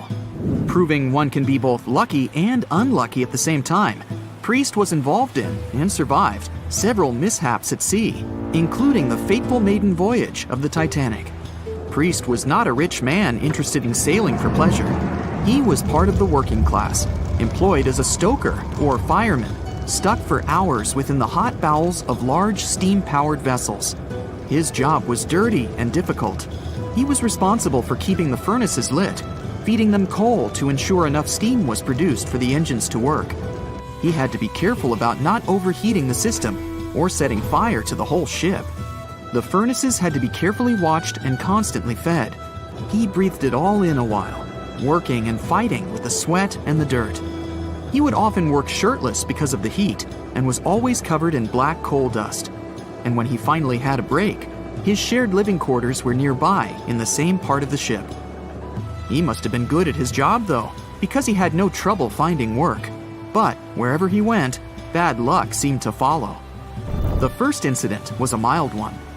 As a young man, Priest worked on the RMS Asturias. The passenger liner first set sail in 1907, traveling between Southampton in the UK to Buenos Aires in Argentina. At some point during its maiden voyage, the ship suffered a small collision. The damage was bad enough that the ship returned for repairs. Thankfully, there were no reports of any serious injuries. Priest, unfazed, simply went to work on another ship, but his bad luck lingered on the Asturias. In 1914, the Asturias became a hospital ship, helping care for sick men and women around Europe while bringing them home to England. But in March 1917, at just around midnight, the ship was struck by a foreign object. Its hull was breached and the engine room flooded. The captain ordered everyone to abandon the ship, sending crew, patients, and health staff scrambling for the lifeboats. The vessel was still moving, powering through the water because the main controls, located within the flooded engine room, could not be turned off. The captain refused to leave the ship while people were still trying to escape. He was able to aim the Asturias towards Bolt Head, where it finally hit land and couldn't sink. The remaining lifeboats were lowered and the final survivors made it to safety. When they studied the damage on the ship later, the Asturias was declared a total write-off. It might be hard to pin this particular disaster on Priest. After all, he wasn't even on the ship at the time. But it seemed that many of the ships on which he served were destined for trouble. His bad luck followed him to his next job on the RMS Olympic, a massive ocean liner. The Olympic was big. In fact, it had been designed and built as part of the fleet that included the Titanic. But with size came sacrifice. The Olympic was great at moving in one direction, but very difficult to handle when it needed to turn. It was September 1911. The Olympic was trying to alter its course. The Hawk, a smaller ship sailing nearby, didn't give the larger vessel enough room to maneuver, and the two slammed into each other. Because the Hawk was engineered to deal with potential confrontations when out at sea, its reinforced bow tore through the Olympic. Two large gashes appeared on the ocean liner's side. The propeller shaft was badly twisted, and worse, the ship began to take on water. Somehow, the Olympic made it to shore without sinking, and nobody was seriously hurt. Priest had no idea that this was just a small taste of what his future held for him. He next found employment on a brand new ship, a better ship, an unsinkable marvel that was said to be the biggest vessel to have ever been built. Yes, he was going to work on the Titanic. And what a job! It took 29 boilers, requiring 850 tons of coal a day to produce enough steam to power the Titanic. Priest was just one of 150 stokers toiling away in the ship's underbelly, keeping those fires burning day and night. He made around $30 a month. But on April 14, 1912, he would find himself flung from a world of extreme heat to one of blistering cold. At approximately 11:35 p.m., the crew spotted an iceberg. The Titanic tried to avoid it, but the alarm had been sounded too late. 5 minutes later, the two collided. The iceberg tore through the hull, and the once watertight compartments inside were badly ruptured. As the cold Atlantic water flooded in, the ship began to sink. Distress signals were sent, but the closest ship, the Carpathia, was over 3 hours away. In the dark of night and stuck in the middle of nowhere, the crew and passengers panicked. Those who could scrambled for the lifeboats. Others jumped into the icy waters. In total, only 706 survived that terrible night. Priest, at the time of the collision, was down in the ship's lower quarters. He was on break, relaxing from a hard day of work. And as the ship went down, so did his chances of survival. He and his fellow workers were in the most dangerous position on the ship. They had to make their way through a maze of corridors and gangways, some of which were flooded, in a mad dash to the deck. And then they faced the frigid water, jumping in and desperately swimming to safety. The ocean was so cold that Priest even suffered frostbite before finding his way onto a lifeboat. He was one of only 44 stokers to survive that night. After an experience like that, most of us would never set foot on a boat again. But Priest had to work. His next job also ended in disaster. He was offered employment on the HMS Alcantara. It went down in 1916, and Priest was again one of the few to make it to safety. He was badly wounded in the process. But he kept pressing his luck, and his next job as a stoker may have felt eerily familiar. He would be working on a ship built by the same people behind both the Olympic and the Titanic. And this ship, named the Britannic, was the biggest of the three. It was also believed to be a superior vessel, fitted with new safety features after the Titanic sank. For example, it had 48 open lifeboats, 46 of which were the largest ever used on a ship before. 2 of these were even motorized and equipped with special communication devices. The good news? The Britannic survived its first trip without incident. It was already doing better than the Titanic ever did. However, on November 21, 1916, the Britannic was shaken by a loud explosion while traveling through the key channel in the Aegean Sea. The hull was damaged, and some of the compartments began to fill with water. But, unlike the Titanic, the Britannic had been designed for just such an emergency. It had been fitted with 5 watertight bulkheads. Intact, these would help keep the ship safe and floating for a much longer period of time. But there was one issue. Portholes along the lower decks had foolishly been left open. As the ship tilted, the portholes let in water, which flooded the Britannic and hastened its descent into the sea. This effectively made those watertight bulkheads useless. The ship was going down fast, much faster, in fact, than the Titanic had sunk. 35 of the lifeboats were successfully launched, saving most on board. Of the 1,066 passengers and crew, 1,036 survived. Priest, his luck intact, was one of them. And yet, he still wasn't done with a life at sea. He accepted a position as a stoker on the Donegal. It was a smaller passenger ferry that had been converted for use as a hospital boat. In April 1917, it was struck by a foreign object while fleeing an unsafe situation, and though he suffered from a head injury, Priest was again one of the survivors. It took experiencing 2 collisions and 4 sinkings before Priest was finally ready to retire. In fact, he reportedly said he only gave it up because no one wanted to sail with him. Can you blame them? He would live out the rest of his life on dry land in Southampton, England, with his wife Annie and their 3 sons. But Arthur John Priest would always be remembered as the unsinkable stoker. It was September 12, 1990. In those times, way before instant messaging and Zoom calls, a little girl was looking for pen pals. Zoe was aboard a ship from England to Belgium on vacation with her parents. She was only 10 years old at the time, but was a very clever schoolgirl. She took a piece of paper and started putting some words together. She introduced herself, Hello. then wrote about how she liked ballet and playing the flute and the piano. Of course, she couldn't help but mention her 2 adored pets, a little hamster she called Sparkle and her fish Speckle. She also put down the address at which she could be reached in case someone was interested in writing back to her. But alas, she was at sea. Who could she send this message to? An interesting idea came to her mind. She carefully placed her letter in a plastic bottle, tightly closed the lid to protect it from the water, and threw it into the sea. The little girl's excitement faded away over the years as she didn't receive a response. Maybe the bottle got stuck somewhere. Maybe it was swallowed by some big, scary sea creature. Or maybe the water actually poked through the plastic cap and destroyed her message. Many years later, on Christmas, a letter for Zoe was received at her parents' house under her maiden name. The postage signaled that the message was from Europe. It was from a Dutch couple, Piet and Jacqueline Lateau, who had found her delicate bottle and were very considerate to write back. They pointed out that they had found the letter among the debris thrown at the shore by the sea. Zoe's letter had been stranded for a staggering 23 years at sea and traveled for more than 350 miles to reach its final destination near Rotterdam in the Netherlands. That's quite a voyage for a small plastic bottle. A story similar to that of Zoe is the strange connection between 2 little boys. A little German boy named Frank Uzbek was on a boat traveling to Denmark when he got the same idea as Zoe. He was 5 years old at the time he put together a message and threw it into the unknown. The year was 1987. He got his response years later when he was 29.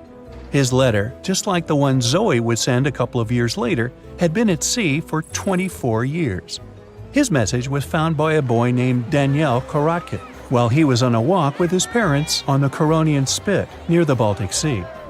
Daniel was lucky that his father knew enough German to translate the message. The unlikely friends eventually met via video call in 2011. Not all message-in-a-bottle stories have been explained away. In 2013, a Croatian surfer came across a damaged bottle while near the Adriatic Sea. The message it contained dated back to 1985, and it was from a man named Jonathan. The sender was eager for his letter to reach a woman named Mary, and he also expressed his keenness for her to respond.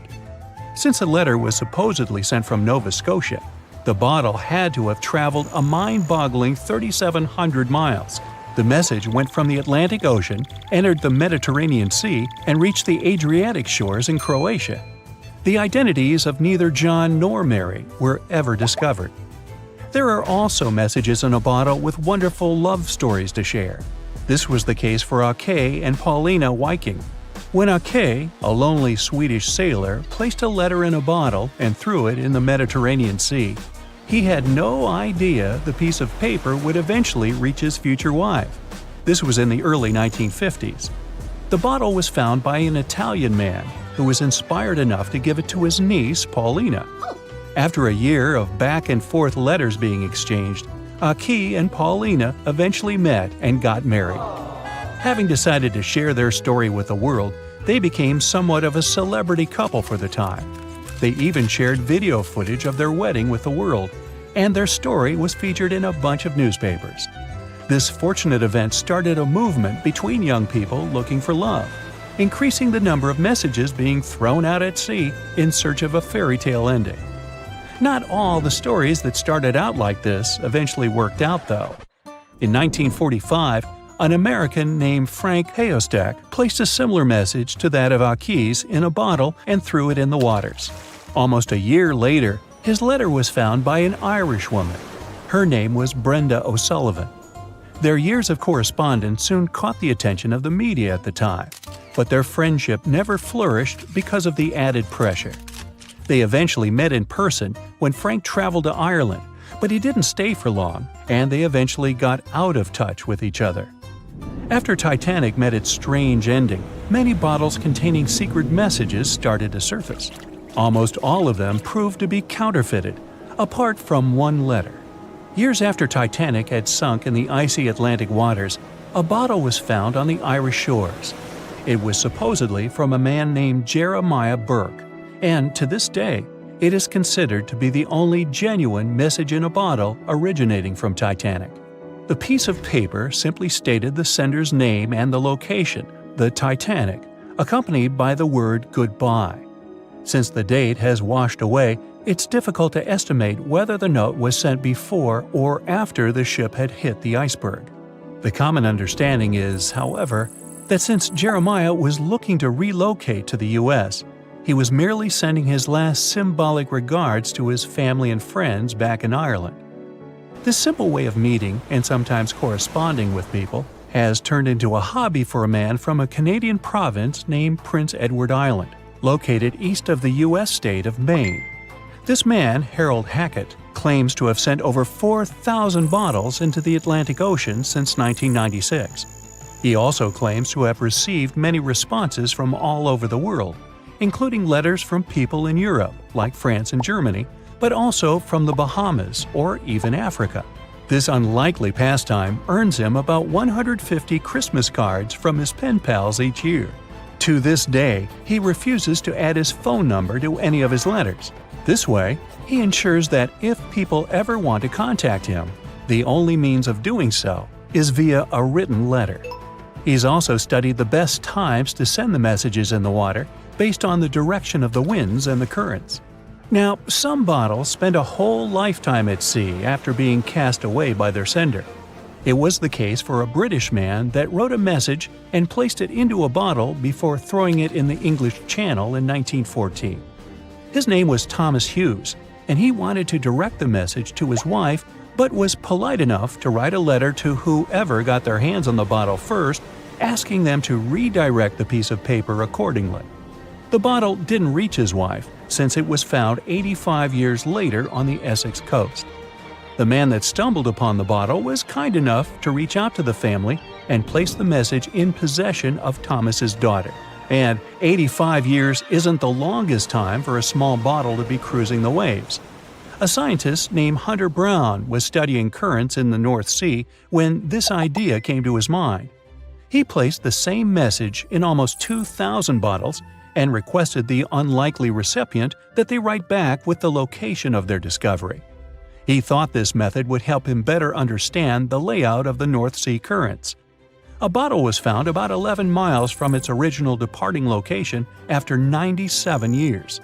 To this day, more than 300 of the original bottles relating to Hunter Brown's project eventually made it to the shore. Not all of the messages that were found in bottles got replied to via physical letters. Oliver Van de Walle threw a bottle containing a letter on the English coast while he was on vacation with his family. He was 14 at the time.